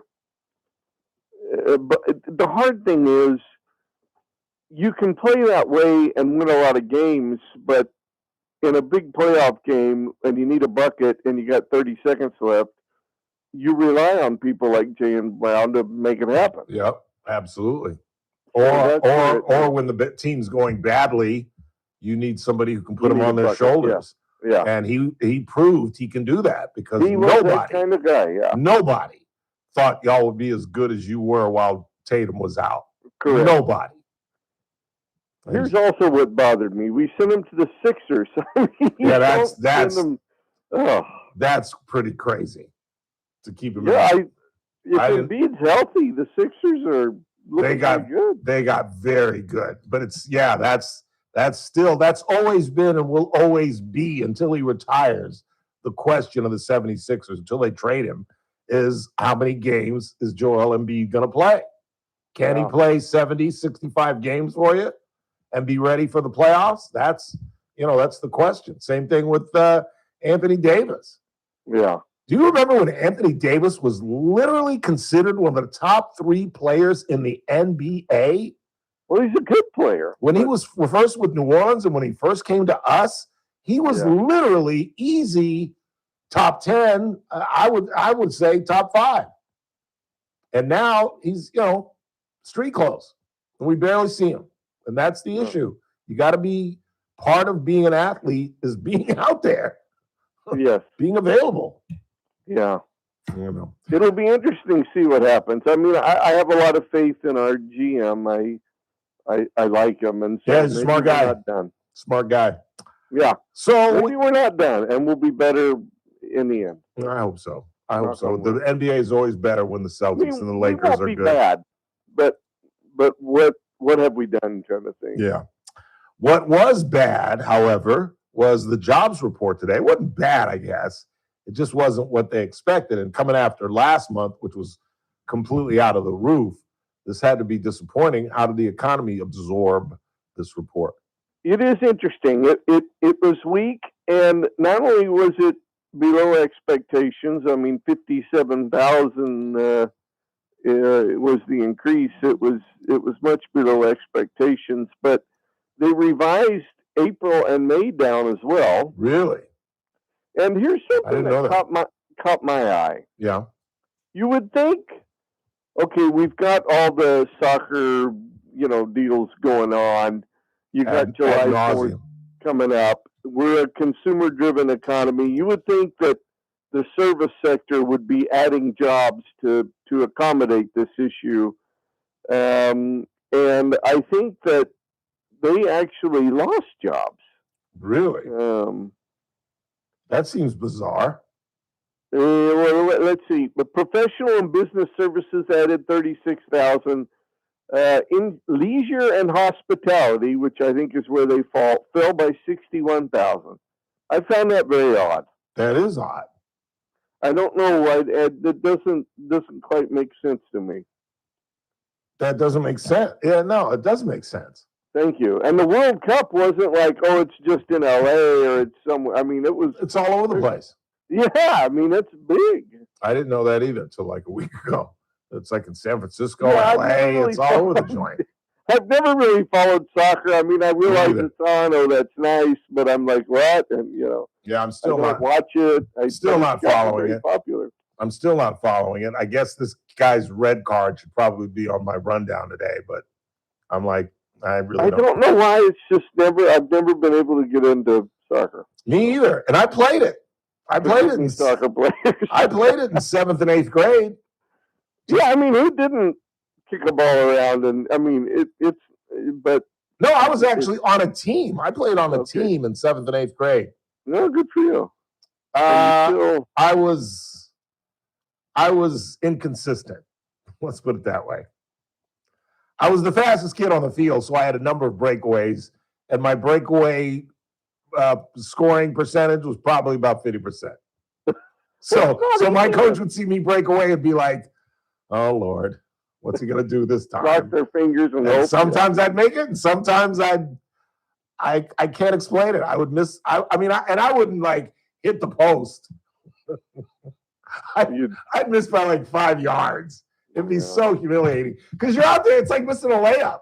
You're out there by yourself, and it's you and the goalie, and you miss, and he's jumping up and down, and you're standing there by yourself, like, God, dog. It's just, and those opportunities don't come around every. Yeah, and then you got to turn around. Yeah. Then you got to turn around and walk back to your teammates who are looking at you like, "Damn, Ralph, again." It's 10 feet wide, dude. I don't know how wide it is, but yeah. Anyway, so yeah, I could never get into it. I could run like a deer when I was a child. Are you kidding me? That's the one thing I liked about soccer. And you know what else I loved playing? I loved rugby. But we only played it in PE. We didn't have. Yeah, that was a little more fun. I loved rugby. Yeah, it's more. Of course, who didn't like tackle football? If you're, so. Rugby was kind of like physical, and if you're frustrated, you can just take it out on somebody. And I found it's easier to break tackles without equipment on than it is with equipment on, which is weird. You'd think it'd be the opposite. You would think it'd be much more hurtful. Well, it is much more hurtful. I didn't say that it was a pain. There's a big pain difference. Oh, you feel it more playing rugby than you do playing football. But it's easier to push somebody off of you if they don't have pads on, just like you have pads on. At least that's what I remember. I thought breaking tackles in rugby was easy. And the biggest issue I had as a running back, because I was so small, was breaking tackles. I wasn't very good at it. If you got your hands on me, I was going down. Because I was like buck 55 as a running back. Yeah. So I got beat up on. Helmet and pads makes it more vicious. Yes. I mean, you collide harder, you hit harder. It doesn't make it easier per se. Yeah, no, the contact. That's why I hated flag football, because the contact is more. It's more personal. You know what I mean? It's more. I hated flag football. Yeah, because it's like bone on bone. It's like human on human. Pads. Somebody's elbow grinding and ribs hurt. Yeah. Pads. I was a mean son of a gun. I was throwing my body around, but flag and soccer and rugby, I was like, man, don't hit me. You know what I mean? Oh, but what it was like to be an athlete, Daniel. Best time of your life. Well, yeah, you and I can feel it because we're not spring chickens anymore, and it's getting old. This is fun. I am in pain right now because I hit golf balls for 25 minutes this morning. There you go. Something will pop up. My back is killing me right now. I walked to the fridge and my calf cramped. How can that be? Oh, dude, I get cramps getting out of bed. Are you kidding? You're prone to cramps, aren't you? I am. I think I have a low magnesium. Yeah, I think I've heard you say, I got a cramp, and you were young, and I thought, wow, that's interesting. Yeah, I have low magnesium. I should be taking magnesium. I really should be. You should. I'm surprised your doctor, he tests you. He doesn't. They should test for that. No, G told me to take magnesium. In fact, he gave me a bottle, and I took it, and then I never took it again. I'm an idiot. Oh, well. Yeah, I'm an idiot. You have to be consistent. Yeah, it might have something to do with my gout, too, for all I know, because I can't shake it. It popped up again last week, and I didn't get to play golf. No, that one's above my pay grade, so I wouldn't know. Yeah, it's crazy. I can't understand it. I'm on medication. I eat the same things. You know, people tell me it's liquor. It's not liquor. If it'd been liquor, Well, maybe they're correlated. Maybe. I've been drinking my whole life. I'd have it every day if it were liquor. Yeah. I have a cocktail just about every single night. I only have one. Although tonight, the magnesium and the Okay.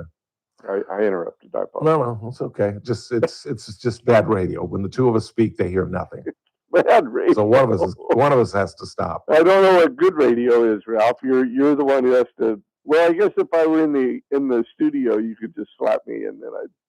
Exactly. We see each other speaking. It's much easier. That's why I hate phone interviews. I loved coming into the studio. Well, come on back. Bring your laptop. Yeah, I probably should, but then I got used to having the comfort of my information right in front of me. Yeah. Well, that's why I said bring your laptop.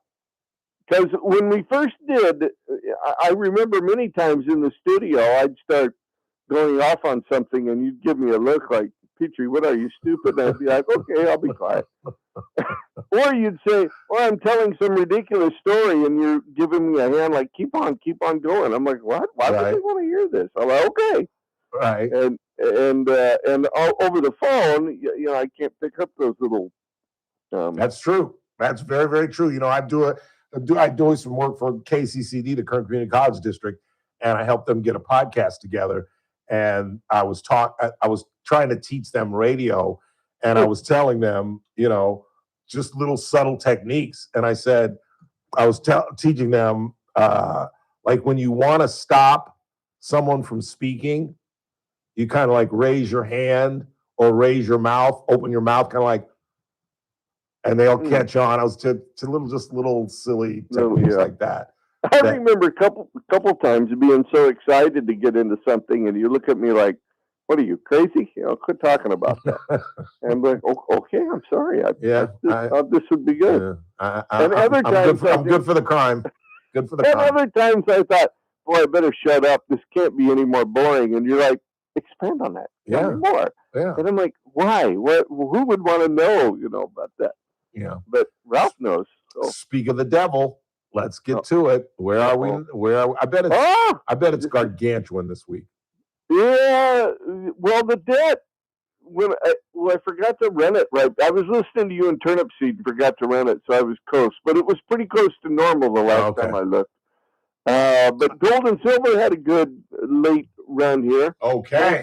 41.23, up about 2.5%. Outstanding. And silver got over 61, up over 5%. Nice. Let's get back in the 70s.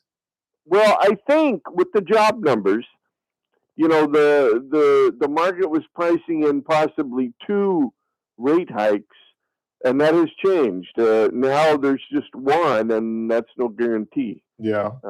So we'll see if the numbers keep coming in weak like this.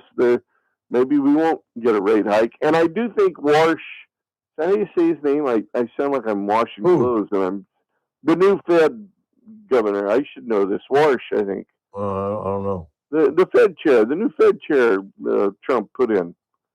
Warsh. I'm ignorant. I apologize. Well, what's his name, Chris? Kevin Warsh. Yeah. Yes, WARSH. Warsh. He came across as somewhat hawkish, and I think it's all talk. Yeah. I don't think he'll be the hawk that the market assumes he will be. Okay. So And it's odd for me that he would be hawkish when Trump loves cheap rates and wants, was mad at Powell for not cutting, and maybe it's just lip service and he will cut because, Trump put him in there. So, but we'll see. Okay. All right. I had a question I was going to ask you, and I completely forgot what it was. Uh-oh. Yeah, I totally forgot. There's no way I could bring it back because I'm I sorry. have no point of reference. You know what I mean? It was just something popped in my head, and now it's gone. Well, when we get old, we need lots of references. Yeah. Yes, I do. I need all kind of I'm reminders. like, wait, why did I walk in here? What do I do? Yeah. Let me try it again and see if it pops. Yeah. Yeah. No, I can't find it. Can't find it. Well, it'll happen. It's the 4th. Have a safe 4th. You as well, sir. You doing anything fun this weekend? I know. I'm just trying to keep. I get so worried about illegal fireworks. There seems to be so popular. I just have a anxiety. My house will burn because I'll be the one that some dumb miscalculated illegal firework roof. It finds my roof. But do you have a shake roof? No, there's nothing that puts us at more risk. Okay. What about the dog? Fear about it. What about the dog? Well, Daisy is no more. I had to. I didn't know that. A couple years. Yeah, I think we spoke about it, but it's been a while. Yeah, Daisy got. I don't think you told us that. Oh, Ralph. In fact, Chris is shaking his head too. Tomorrow will be the 2-year anniversary that I put Get down. out of here. Oh, no, you Ralph. definitely didn't tell us because Chris is shaking his head too. That was one of the hardest things I have ever done. I was pretty close with that dog. You had to put it down? Yes, I had somebody come to the house because I didn't want to go I wanted her to be comfortable. And it's such a hard, when do you do it? Yeah. I don't want her to suffer, but I don't want to do it early. And it was a struggle. And it's funny coincidence. The girl I'm seeing right now is going through the same thing, and she's procrastinating. And I'm like, the dog can barely walk. Yeah. You know what I mean? I mean, I'm trying to convince her you'd be doing this dog a favor. Yes, and I told myself I wouldn't let Daisy get that bad. Yeah, but then you feel guilty, like, oh, you did it too early. She'd have had a good 2 more weeks. Yeah. Yeah, I'm sorry. Yeah, I bet. I appreciate it. All right, so have a wonderful 4th, and we will talk to you next Thursday. Be safe out there. You too, my friend. Thank you. Daniel Petrey. I almost dropped a Christy Nome reference, but I figured it too soon. Too soon? Yeah, too soon. Yeah, it's been 2 years. But he was really attached. He's still the star of it. Yeah, he was really attached. He had a service dog named Daisy. He used to bring right in the studio. Quick time out. We'll check the board, see what you all are talking about. Then we'll get into the 5. We'll talk about the Ruskies, Moscow in Manhattan. We got a package from KPIX in New York. And I'm going to turn you on to a apparently new game show called Pillow Talk with Ryan. And I'm telling you, if you can't hang on, sometime tonight or over the weekend, go on YouTube and listen to the 5:30 half hour.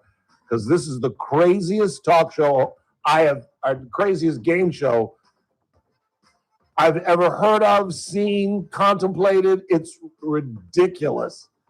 Hang on.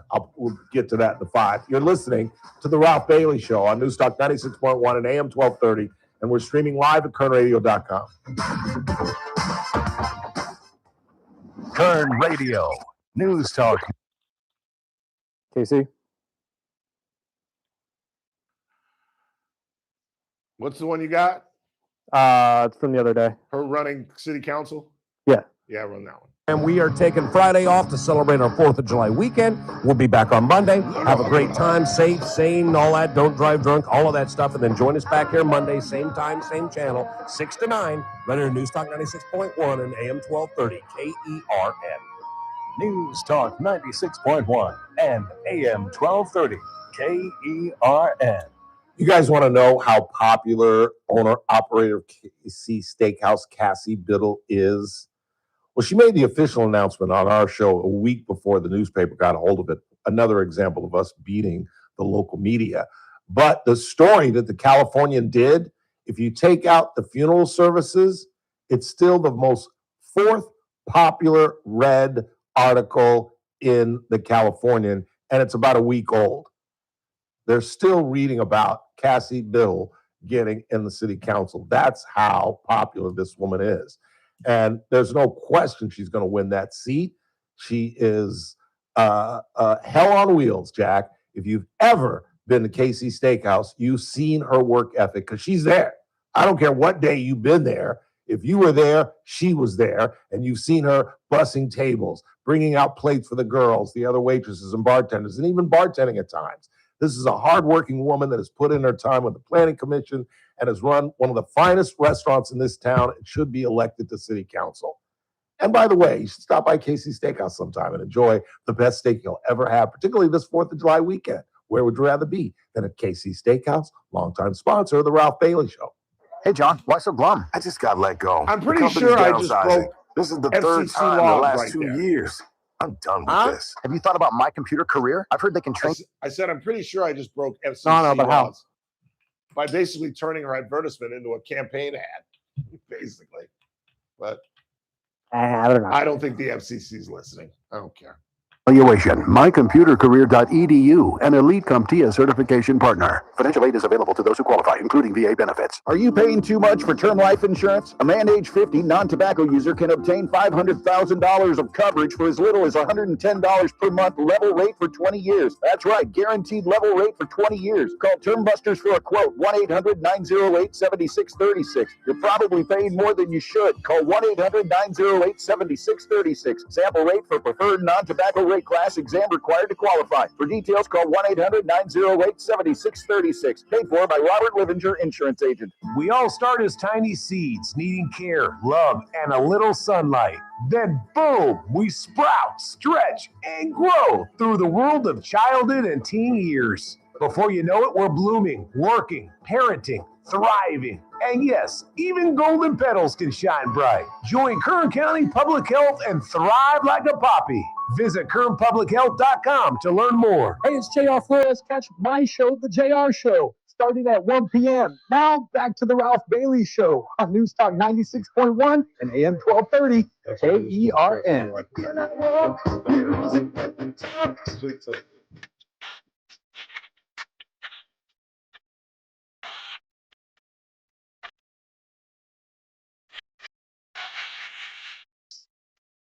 I have never heard this song in my life. Have you heard this one? Are the best You heard this, JR? I've never heard this song in my life. Are the greatest hits? Is it really? One of the greatest hits? That's what it says. What's it called? Can't Stop the Music. I have never heard that in my life. Apparently it's a movie. Oh, is it really? It's from the Can't Stop the Music soundtrack, so I assume that's a movie. Can't Stop the Music? Is that a Michael Jackson film? Look that up. Let's find out about this. We only got a couple minutes, so we can top the hour. It's a 1980s film. Okay, that's right in my alley. That's Steve Guttenberg, Caitlyn Jenner. Oh, well. And at the time, probably. Was it Bruce? David Hodo, Valerie Peart. Oh, God. Valerie Perrine. Thank you. I love her. In a fictional account of the Village People, fashion model Samantha Simpson helps her roommate, Jack Morrell, try to get a record deal. Yeah, that sounds like a stinker. But I love Valerie Perrine. You're too young to remember Valerie Perrine. You saw Superman, didn't you? The original? Oh, yeah. The original? Yeah. Okay, you remember Lex Luthor's girlfriend that helps Superman out of the water? Vaguely. Well, that's Valerie Perrine. And she was gorgeous in her day. She plays opposite Dustin Hoffman in Lenny, the the biographical film about Lenny Bruce. And his wife was a stripper. So Valerie Perrine is naked throughout much of the film, which is half the enjoyment of the film, let me tell you, because Valerie Perrine was fine. She was also Robert Redford's girlfriend in Electric Horseman, which is another really good film. But they're broke. No, she plays his ex-wife, actually. She plays his ex-wife. And it's Fonda and Redford. I don't think they were a love interest in that film. I don't think. Electric Horseman's a great picture, though. You ever seen it? Mm-mm. Redford plays a broken down Bronco Buster who is now, I mean, he's like the most famous Bronco Buster, but now he's 40-something, 45, and he's a drunkard. And they pay him to ride this really expensive horse. Then he starts examining the horse and finds out that the horse has been drugged. They've got him on downers and they got him on uppers and they're doing things to his legs. So he steals the horse and wants to let it go. And Fonda is a reporter who finds out about it and goes along with him. And as they say in Hollywood, that's where the hijinks Why begins. were they drugging the horse? Is there a reason for that? Because he's a show horse. Oh, okay. I'm sorry, I left that out. That they pay Redford to dress up in these really ornate costumes and just ride the horse and you know, hey, there's Ralph Bailey, former rodeo star. And then he looks at the horse. He's like, damn, they're doping him up. And it's, I'm gonna let him go. I'm gonna let him go. And obviously the corporation chases him and Fonda, and there's the big crescendo at the end. But I don't think he and Fonda hook up in the film, which is rare in a Bailey film. Quick time out. We're headed into the 5. We'll talk about the Ruskies, Moscow in Manhattan. Don't go anywhere.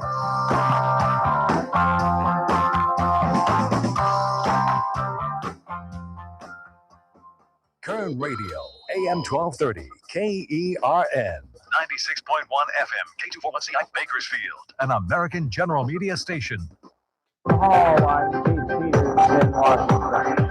The holiday travel push has begun early in Georgia's capital. Laura Winters reports. A packed Atlanta airport with thousands of people on the move ahead of the 4th of July. 5-year-old Basil with his mom and sister. What are your 4th of July plans? Heading to Ohio to see the grandparents, and he's all decked out in his red, white, and blue Atlanta Braves hat and patriotic outfit. Tell me about your outfit, more importantly, because you're dressed for the 4th of July. What are you wearing? Red, white, and blue? Shirt and hat. Yeah. Can you say Happy 4th of July? Yeah, Happy 4th of July. At Hartsfield-Jackson, Laura Winters, Atlanta, Georgia. World Cup fans from California are taking StubHub to court. The federal lawsuit filed in New York by Julia Reeker-Mogul and Ruben Rentiera alleges false and misleading sales practices left them stranded after they bought tickets to group stage matches last month. The suit seeks to become a class action, saying that hundreds, if not thousands, of fans bought tickets only to find out they did not exist, had been revoked, or had been erased due to what the tournament organizer FIFA deemed poor digital infrastructure. In addition to monetary damages, the plaintiffs are asking that StubHub be barred from selling World Cup tickets and that any profits be given back to impacted customers. I'm Jennifer King. The FBI has asked its field offices across the country to dedicate more than 200 staffers to its investigation of the 2020 election in Georgia's Fulton County. A memo obtained Thursday by the Associated Press calls for the FBI to surge 260 investigative analysts and state operations specialists to the effort. The memo describes it as a priority investigation. On Wall Street, the Dow by 594 points. The NASDAQ dropped 207. More at townhall.com. No one likes saying that last goodbye to the furry friend they've loved for years. It's heartbreaking. What makes it harder is knowing how quickly time goes by. One day they're racing to the door. The next day they're moving slower, sleeping more. You start wondering, is there anything I can do? Most of us would do anything to love them longer. Dog owners don't realize the live nutrients their dog needs to thrive. They're missing from their food. That's where Rough Greens comes in. It's America's #1 dog supplement you sprinkle on their food. It's packed with probiotics, enzymes, omega oils, and 20 live vitamins and minerals to support digestion, energy, and overall health from the inside out. It's all natural, made in the USA. Thousands of dogs are feeling younger, more energetic, and healthier than they have in years. Get a free Jumpstart trial bag for your dog today. You just cover the shipping. Go to roughgreens.com. Use the discount code Mike G. Rough is RUFF. Roughgreens.com. Promo code Mike G.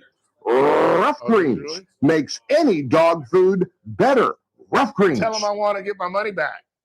Slumping tech stocks hold back big gains. From the KERN Newsroom, your live and local news update. Drugs at one, guns at the other. I'm Chris Davis. Probation officers in Kern County visit people who have been convicted of crimes, served their sentences, and require looking after. One of those people is Joseph Katner, and officers say when they went to his house on Lincoln Avenue in Oildale, Katner already had a warrant out for his arrest. But what they found there sealed the deal. They say he had meth and the paraphernalia. The cuffs were put on, and he was hauled back to the lockup. Aaron Hill of Delano was under youth probation supervision and was not where he was supposed to be, so probation officers were sent to find him, and then they went to where they learned he was on Albany Street in Delano. They say they found Hill with a loaded gun there in his possession, along with meth and the paraphernalia. Well, that doesn't bode well for someone on probation, and he was rearrested. The man who was killed in a crash where another man is accused of driving drunk, texting while driving, and running a red light Sunday morning has been ID'd by the Kern County Coroner's Office as 63-year-old Gregory Lee Fraley of Bakersfield. The other driver, 23-year-old Gavin Munshaw, is charged with gross vehicular manslaughter while intoxicated and DUI causing injury, texting while driving, failing to stop for the red light, and not providing proof of insurance. That happened on California Avenue and Chester Lane Sunday morning after midnight. People who sell illegal fireworks will be held accountable, says the arson division of the Kern County Fire Department, and they have already taken more than 10,000 pounds of illegal fireworks in the past few weeks. The fire investigators are looking for the sellers online and busting them when they agree to meet for a sale and then actually finish it. I'm Chris Davis in the KERN Newsroom with news every half hour and when it breaks on News Talk 96.1 and AM 1230. KERN.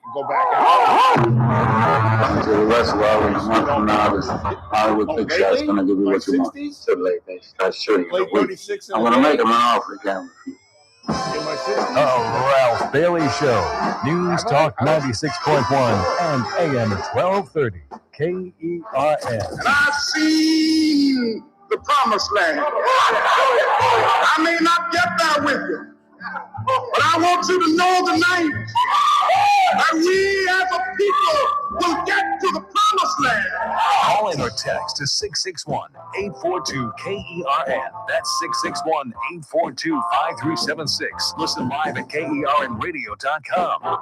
Now, the host you've been waiting all day for. Live from the KERN studio, here's Ralph Bailey. Final hour of the week as we wrap up another 4 days of outstanding radio broadcasting right here on News Talk 96.1 and AM 1230.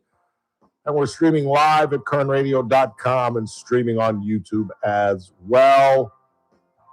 We're back on Monday. Hope you have a wonderful and safe 4th of July. I'm going to try to play 56 holes of golf. I've done 36. Yeah. I've done 36 a couple times. Because I've got the standard Sunday game with Mark Swaim and the boys. That's always there. They play every Sunday. And every now and again, I get lucky enough to catch Zucchini. Like this weekend, he's out of town. He's camping. Which I believe you could do 36 on Sunday after the Swaim. But you don't think I can do 56? You don't think I can play tomorrow, Saturday, and Sunday? I'm not saying you can't. I'm just saying that's a tall order. I recoup fairly well. You're right. Like we were talking during the break. Even when I play 18, like I don't think I could play, like Swaim could play 56 in a day. Yeah. He could come in, have some crackers, some coffee, and go back and tee it up again. I don't think I can do that. Because whenever I play, and it sucks, it's age. Because I can remember when I was young and I'd get to like 14, 15, I'd be like, damn, we're almost done. Now, I make the turn and I'm like, what time is it? I need a bath. I need to get in the bathtub. My back hurts. Not that bad, but I start to get tired right around the 15th, 16th hole. It's like, I'm like, you know what? I'll be happy when this is over. Especially at Sundale on Sundays, because I play 16, 17, and 18 like an idiot. Like a freaking idiot. Like the last 3 times I've played Sundale, I put it in the water on 17, and 2 of the 3 times I played lastly, I put it in the water on 18. So that makes it a little even more tiring when you're playing like crap. Maybe that's why I play like crap at the stretch, because I'm just exhausted. But you know what I'm going to start doing? I'm mimicking my dear friend Mark Swain, who always has a snack at the turn. So I went to Lawson's. Where did I go? Lassen's, whatever. And I've stumbled into ambrosia. I found these oatmeal like biscuits that are about yay big. I'm holding up like 6 inches long, and they have jelly inside of them. Ooh. And I bought like 4 of them that I was going to put in my bag, but you know, you start smoking a little THC and that biscuit starts to look pretty good. So I tried it. Dude, this is like, I don't know how I'm going to like have them for Sunday, because I might have one tonight. They are so delicious. So I think if I have a little snacky snack and maybe a Gatorade at the turn, I'll have a little more, because I don't drink anything but water on the golf course. Did I say Swain drinks coffee like all day? I don't know if I could do that. There's no way I could do that in this heat. He drinks an entire thermos of coffee in a round of golf. See, I can't. I don't know how y'all can do that. And then comes in and has a couple beers. But yeah, I don't know how he does it. I don't know how he does it. But so yeah, I'm gonna try to play 56. I'm trying to get a game tomorrow. I'm trying to hone in on Sam Brandon's 54, game. by the way. What'd I say? 56. 8 times 3 is 54. That's what I said, 54. 842-5376, 842-KER. What do you got? They chose Madison Square Garden because there's 0 windows and underground parking, so all of the equipment and material can get brought inside the venue without anyone seeing or anyone with a camera or drone having access. That does make sense. You really had to tell us that?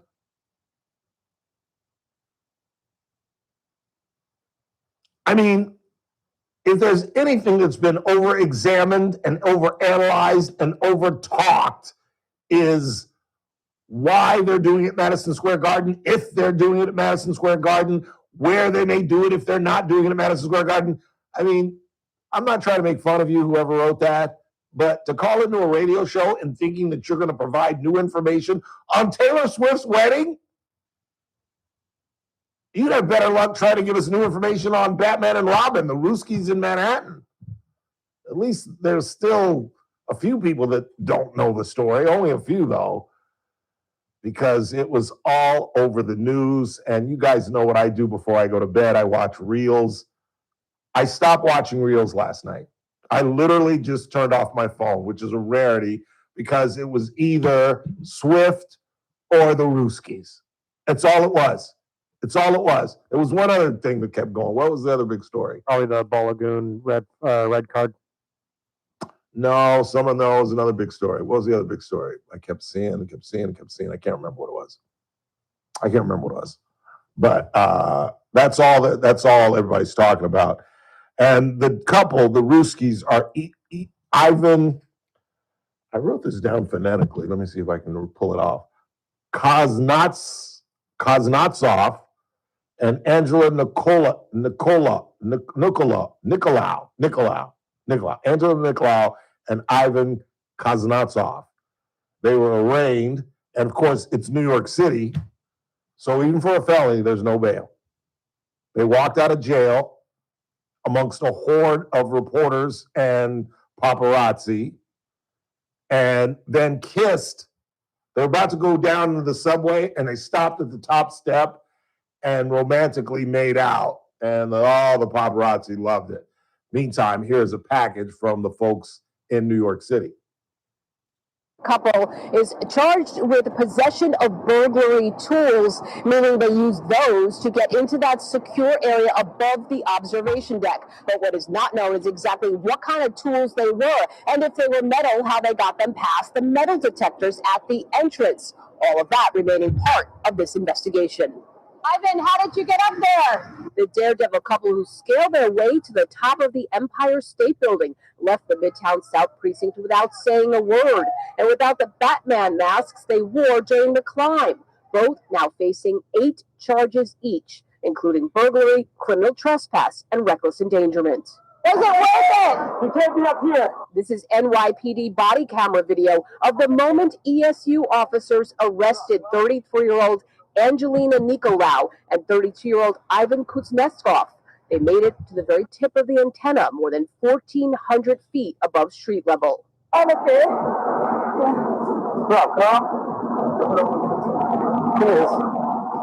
The moment playing out on live television on Pix 11 as the couple wearing black masks flew a flag that said, "When the power of love beats love of power, the world knows peace." They then started their descent where he proposed.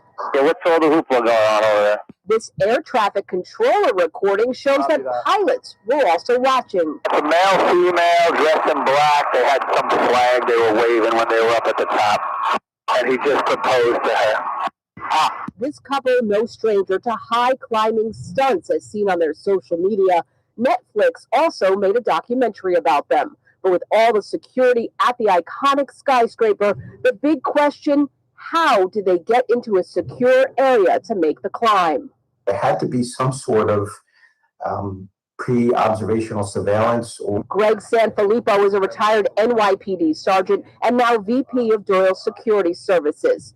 The Empire State Building uses metal detectors and facial recognition at the entrance. That's where the gap you see a lot in this. They're using cameras still after the fact for investigations. They're not necessarily focused out on the threats.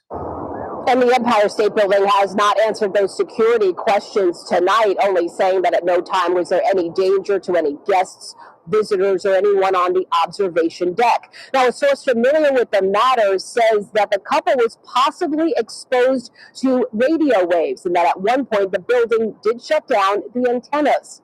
And one other note about those officers who you saw in that video making the rescue. Well, we're told they've just graduated from the ESU Academy 2 days ago. We're live here in Midtown. Eileen LaPalma, Pix News. Meantime, and again, this makes my point that even CNN has great reporters, even though CNN is very liberal, very biased, they still have talented reporters. And they have on their staff one of the great criminal reporters ever. And that's John Miller. And if you're old enough, you'll remember John Miller, because he became the most famous reporter in New York because somehow, some way, during all of John Gotti's trials and tribulations, John Miller created a relationship with Gotti. And he could walk with Gotti out of court, and Gotti would talk with him. And they created a relationship. Like you watch any trial, any documentary on John Gotti, and you will see John Miller. Well, now he's an older man. He's 67 years old. He's white-haired. He was a dark-haired guy when I remembered him at CNN. I mean, at WABC in New York. And you would always see him trailing around John Gotti. He would ask Gotti questions that other reporters could not ask. Did you kill him, John? Did you kill him? And Gotti would laugh. Come on, John. You know, I don't. Are you the boss, John? Are you the boss? And Gotti would say, I'm a member of the Gotti family. My wife, Vicky, is the boss. And they had a great relationship. And he became the most famous reporter because this was, Gotti was the biggest story in New York. Well, he claims, he was on CNN this morning, and he claims that his sources tell him that this couple hid in the Empire State Building. In other words, when they shut it down at 11 o'clock at night, which apparently they do, they hid somewhere. That's how they got in. Now, how they got the equipment to break the locks through the metal detectors, even Miller couldn't crack that. And that is going to be what this investigation is really all about. Like, how the hell did they get, what's the point of a metal detector if these people can, do the Trojan horse, hide somewhere, then bring out their equipment and break locks and climb up to the damn top of that building? And you better believe they're going to be copycatters. It's New York. There's too many psychos. There's too many people in that city that somebody's not going to try this again. And I don't think it's going to go that well. Because again, like we said yesterday, how do you find somebody like this? Well, they're famous. This is what they do. They were probably independent climbers, and then they met and got hitched or whatever. But, I looked at it as if they were just this couple from New York. And I should have been, y'all should have yelled at me. I should have had better deduction ability than to think this was just some random couple that climbed the damn Empire State Building. They had to have some kind of skills. But I hope they throw the book at these Ruskies. Absolutely make an example out of them. Because it is burglary. You've broken into the Empire State Building. That is a serious crime. And you have to throw the book at people like this to prevent copycatters. Like, look, yeah, you want to copycat them? Go ahead. Play it. See what happens. See if you don't get 3 years in prison. I don't think they deserve 3 years, but I think they deserve at least a year. A year's a good amount of time for somebody who thought it was funny and laugh, and they're the toast of the town. Throw them in prison for a good year. Particularly in New York, a good year in jail. That's tough, but like I said, there's no bail. And they walked out. I've got some audio of their attorney. But he didn't say much, so I'm not going to play it. But I'm just glad this whole damn story is over with, to be honest with you. And it just highlights how stupid. To me, the biggest thing that I got out of this story is how ridiculous the reform laws are in New York. That you can do something this stupid, this serious, commit a felony, and walk out of jail the very next day. No bail in New York. And it's only getting worse, because I don't know if you read about it in the paper, but there's a socialist running our most populous city. So the no bail thing is only going to get worse. The leniency on people like this is only going to get worse. The 21st century. How I yearn for the 80s. I'm telling you. Life was just better. It was just better. It really was. I hate to be, here I go again. We're in the 5 o'clock hour. I'm going modeling. Let's go ahead and take a break. Prevent me from myself. Dodgers taking on the Padres tonight. Shohei Ohtani takes the bump after we got our ass kicked. Where are you, Larry? You had the door wide open, Larry, and you didn't go for the third deal. You could have got some of your money back, but you chickened out. Only you, Larry. 7-1. I fell asleep. Woke up at 10:30, and I was like, what? We got our butts kicked? Holy Toledo. Fire Doc, who just got his 1,000th win the other night up in Sacramento. You see the speech that he gave? Saw pieces of it. Yeah, exactly. Because it was so damn long. And Shohei, about 4 or 5 minutes in, even Shohei's like, okay, Dave. All right. Did you see the video? He's standing right behind him. And he's like a 10-year-old at church. He's like, okay. All right. To be honest, I'd be doing the same thing. I know. I get it. He's a very lucky guy because I'll be honest with you. I don't know. It's hard to say because every good coach, and he said it, a good coach has good talent, and that's the bottom line. But there are some coaches that can turn. Look at what Don Mattingly did to your Phillies. There are some coaches that win wherever they go. Quick time out. Coming right back. Wrapping this thing up on a short week as we head into the 4th of July weekend. It's the Ralph Bailey Show on Newstalk 96.1 and AM 1230. We're streaming live at kernradio.com. Kern Radio, News Talk 90. Messmaker. And Larry's on the line. Look with Scott Cox, morning 6 to 9 a.m. Hey folks, Scott Cox here from the First Look with Scott Cox radio program. We are taking Friday off to celebrate our 4th of July weekend. We'll be back on Monday. At this point, he's like Beetlejuice. Just say his name, he appears. No kidding. Back here Monday, same time, same channel, 6 to 9, right here News Talk 96.1 and AM 1230, KERN. News Talk 96.1 and AM 1230, KERN. It must be nice to be able to retire like Serena Williams and then say, I'm unretired. But for most of us, that's not the case. When we hang it up, that's about it. That's why you've got to be prepared for the late fourth quarter in your lives. And that's why I always stress that the smartest financial move I have ever made happened about 10 years ago when I became a client at Messmaker and Petrey Wealth Advisors. And the other thing I always remind you about, I've turned on colleagues here at American General Media to Daniel, and they could not be happier about what Daniel has done for them financially. Call Daniel Petrey at 395-9400, 395-9400, or just tune in on Thursdays. He appears here every Thursday at 4:30, and his office is located right on the corner of 21st and Oak. Daniel Petrey and the folks at Messmaker and Petrey Wealth Advisors. This broadcast is for informational purposes only and does not constitute investment advice or a solicitation for advisory services by Daniel Petrey or MPWA Incorporated, DBA, Messmaker, and Petrey Wealth Advisors. The program host is a client and receives compensation and other financial benefits in connection with this advertisement, creating a conflict of interest. Experiences discussed may not be representative of other clients. I love days like these at the pool, but my moderate to severe plaque psoriasis can sometimes take me out of the moment. I'm ready to make a splash with clearer skin thanks to Skyrizi, risankizumab Riza. Skyrizi is a prescription-only injection for adults who are candidates for systemic or phototherapy. At 4 months, most people saw 90% clearer skin when measured from head to toe, and many were even 100% plaque-free. People also saw significant improvement in psoriasis symptoms of pain, redness, itching, and burning. Don't use if allergic to Skyrizi. Serious allergic reactions, increased infections, or lower ability to fight them may occur. Before treatment, get checked for infections and tuberculosis. Tell your doctor about any flu-like symptoms or vaccines. Now there's nothing on my skin, thanks to Skyrizi, and that means everything. Ask your doctor about Skyrizi, the #1 dermatologist-prescribed biologic in psoriasis. Visit skyrizi.com or call 1-866-SKY-RIZI to learn more. If you have unfiled taxes or are in debt to the IRS, this is important news. Did you know the IRS has programs specifically designed to help people struggling with tax debt? Powerful tax assistance programs that can save you thousands if you qualify. No one knows these programs better than the experts at Optima Tax Relief, America's most trusted tax resolution firm, A-rated by the Better Business Bureau. Their award-winning tax attorneys and licensed professionals have resolved over $3 billion of tax debt for their clients.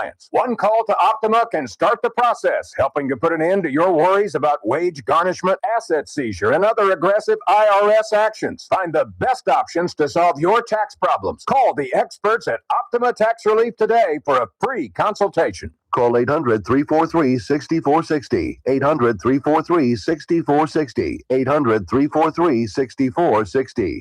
Optima Tax Relief. Some restrictions apply. For complete details, please visit OptimaTaxRelief.com. Hey folks, Scott Cox here, host of the First Look with Scott Cox radio program. You are listening to the Ralph Bailey Show right here on News Talk 96.1 and AM 1230 KERN.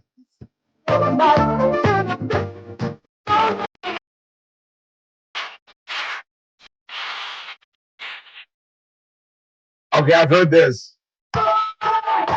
This is a good song, actually.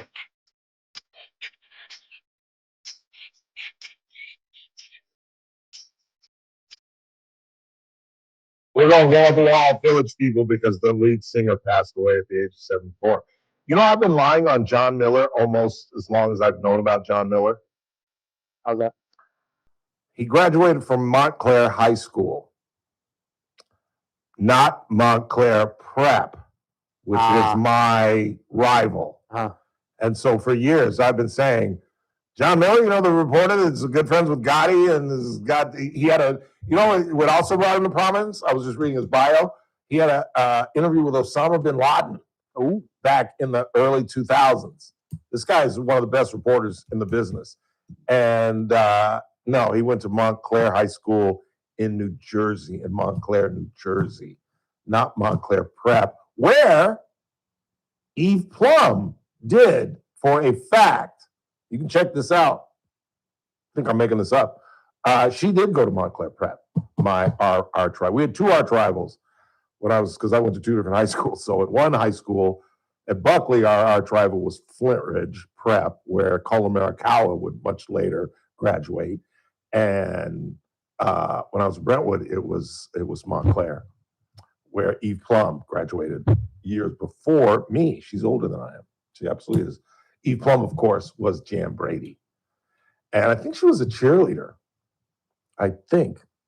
Like I said, she's like 2 or 3 years older than I am. What do you got on the board? I got a call for you. Who you got? Our own version of Beetlejuice. That'd be 49 Larry. Yes, Larry. Yep. I got 2 minutes, Larry. What do you? Told you I wasn't going to bet last night because the next bet I make with you is going to be November 11th for the smelly, no uniform wearing Raiders come to Santa Clara. Okay, thank you for the call, Larry. Appreciate that update. Yes, exactly. That contribution to the broadcast that got us all the way to the bottom of the hour. Coming up in this half hour as we wrap this thing up, we're going to talk about Pillow Talk with Ryan. In fact, I'm leading with that. We're going to do that right after the break. Don't go anywhere. Plus, we'll preview tonight's Dodgers-San Diego game. We'll talk about Stephen A. Smith insisting that the Lakers are going to suck because their 3 leading players are white. I'm not making that up. That's what he said. And he said it in a matter-of-fact way. Like, nobody wants to say it, but I'll say it. Like it's a fact, but everybody's avoiding it. It's not a fact. I don't buy that. I don't buy that at all. And I think the Utah Jazz have proven that. I think the European teams have proven that. And the 86 Boston Celtics proven that. It's insane. You can even say the Denver Nuggets to a certain degree. They're led by a white guy. Without their white guy, the Denver Nuggets are nothing. Nothing. So I don't know what the hell he's talking about. The NBA has changed, Stephen A. I don't know if you're aware of this, but the best 4 players in the NBA are European. Granted, one of them's a brother, but the best players in basketball are not American brothers. Just saying, Stephen A. Quick timeout, last half hour. Don't go anywhere.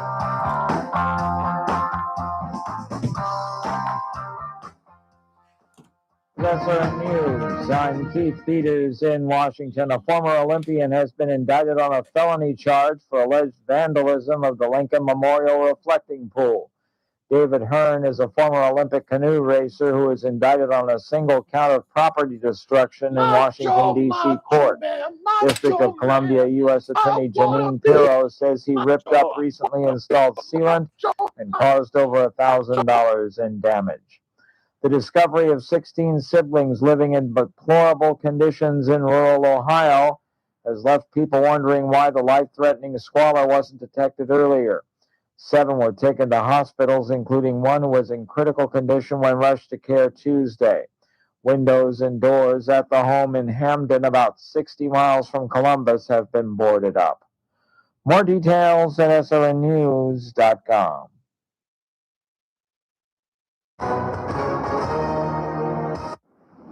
Kern Radio, News Talk 96.1 and AM 1230, KERN. Headlines from the KERN newsroom.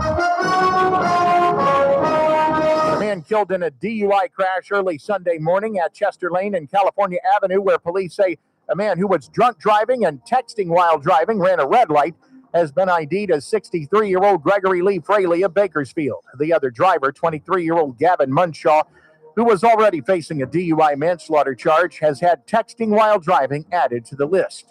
Aaron Hill of Delano was under youth probation supervision and was not where he was supposed to be, so probation officers had to go and find him. And they say when they went to where they learned that he was on Albany Street in Delano, they found Hill with a loaded gun in his possession, along with meth and the paraphernalia. And that doesn't bode well for someone on probation. He was rearrested and taken back to jail. I'm Chris Davis in the KERN newsroom with news every half hour and when it breaks on News Talk 96.1 and AM 1230, KERN. Did you know termites can silently feast on your home for 3 to 4 years before you see any damage? They can literally eat a bedroom wall in less than 2 years, causing major structural damage to your biggest investment. Don't wait for the evidence to appear. Ryan's Termite is running an early bird special. If you know or even suspect that you have termites, get on Ryan's schedule now for an additional 10% off our already lowest price. All work is guaranteed. There's no money down and no contracts. Plus, in most cases, you won't even have to move or tent your house. Protect your home and save. Call Ryan's today. That's Ryan'sTermiteControl.com. First Look with Scott Cox, morning 6 to 9 a.m. Hey folks, Scott Cox here from the First Look with Scott Cox radio program. We are taking Friday off to celebrate our 4th of July weekend. We'll be back on Monday. Have a great time, safe, sane, all that. Don't drive drunk, all of that stuff. And then join us back here Monday, same time, same channel, 6 to 9, right here News Talk 96.1 and AM 1230, KERN. News Talk 96.1 and AM 1230, KERN. Hey, it's JR Flores. Catch my show, The JR Show, starting at 1 p.m. Now, back to the Ralph Bailey Show on News Talk 96.1 and AM 1230, KERN. Tell the bank that you need a loan. Go sell your house and every little thing that you own. You'll make it big. Forget that you're in a loan. You're gonna be a star, a big star. All right, so I don't know if this is, I'm assuming this is real, right? Because it's Ryan. Who's the host? Please stand by. Hey, Siri, who is the host of Pillow Talk with Ryan? Ryan Pownall is the host of Pillow Talk. Oh, now? This is from HollywoodUnlocked.com. Never heard of him. This may be like, what? Oh, it's this guy. Okay, he's an internet guy. I know of this dude, but I don't know exactly who he is. So is it a real show or not? So Pillow Talk, the one that it's showing us right here, because Pillow Talk is a podcast that this guy hosts where he talks to porn stars and other people like that. Really? I don't know if this video that you sent me, though, is from their show. This looks like... I've got more. That I didn't send you, that I've got on my phone. Okay, because, yeah, this looks like, unless he's hosting this as well, and I just have never seen this part of it, the only thing that I've seen of Pillow Talk is just clips and reels of this dude being stupid with various, women. Well, this show, if in fact it's a show, is pretty off the wall. They ask, I don't even know the setup. I just found it. I'll just play it and let you guys determine. It's got to be phony because this thing literally breaks up families. Listen to this format and what they do. Do you consider having sexual relations with your husband a chore? I should have set it up. Stop. I should set it up because it doesn't make sense just to play it. They ask compromising questions of a wife with the husband sitting there. And I mean compromising questions. And I don't know whether they have a polygraph hooked up to the person, but they determine whether they're telling the truth or not. And if they tell the truth, they earn more money. So the more honest you are, the more money you make. But you have to be able to tell the truth.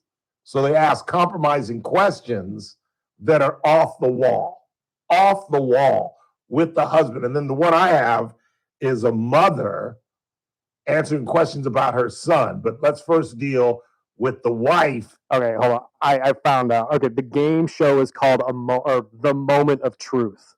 Okay. So it's a game show, apparently. It's been, I don't know if it's even going anymore, but yeah, it's all along the same lines that you were just talking about. They just hook them up to a polygraph. They do polygraph? Yeah, it looks like they hook them up to a polygraph and just ask them marital questions and see if they're going to be honest about it. Compromising marital questions. Crazy questions. And if this is accurate, what people will do for money, I think this is all set up. I just listen it.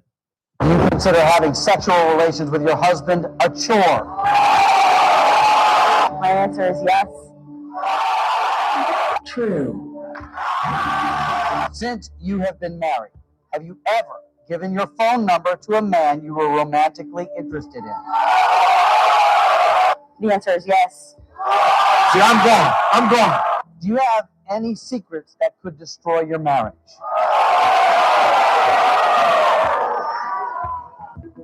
Yes. True. Have you ever had a sexual fantasy involving one of your husband's friends? The answer is yes. Dirty talk. True. Do you have any romantic feelings for a man other than your husband? The answer is yes. True.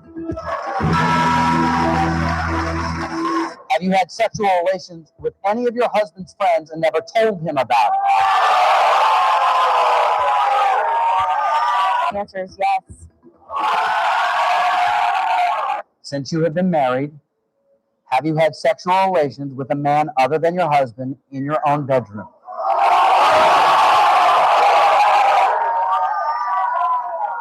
The answer is yes. See, now right there, I'm going to jail. I'm going to jail. I'm going to shut up, Siri. I'm committing murder on live television. If I'm sitting there and my wife on national television says she's had sex with somebody in my bed, in my therapeutic bed, More than likely his friend, too. yes, I'm jumping. I'm like that the video you see of the criminal who jumps the bench to get after the judge. That's me. That's me on live television. You did what? I will. Do you know I will choke your ass out right now on national television? Hi, Mom. Right here now, I will choke your shoe. And I'm not even going to play the other one. The other one is just as ridiculous and stupid, where it's a mom. No, I will play it. Just so. Listen to this. This is crazy. This is crazy. In the past year, have you walked in on your son while he was naked?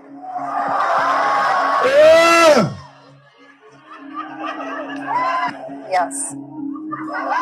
Gets worse. True. Have you ever pretended to be sick so that your son would stay home and take care of you? Yes. True.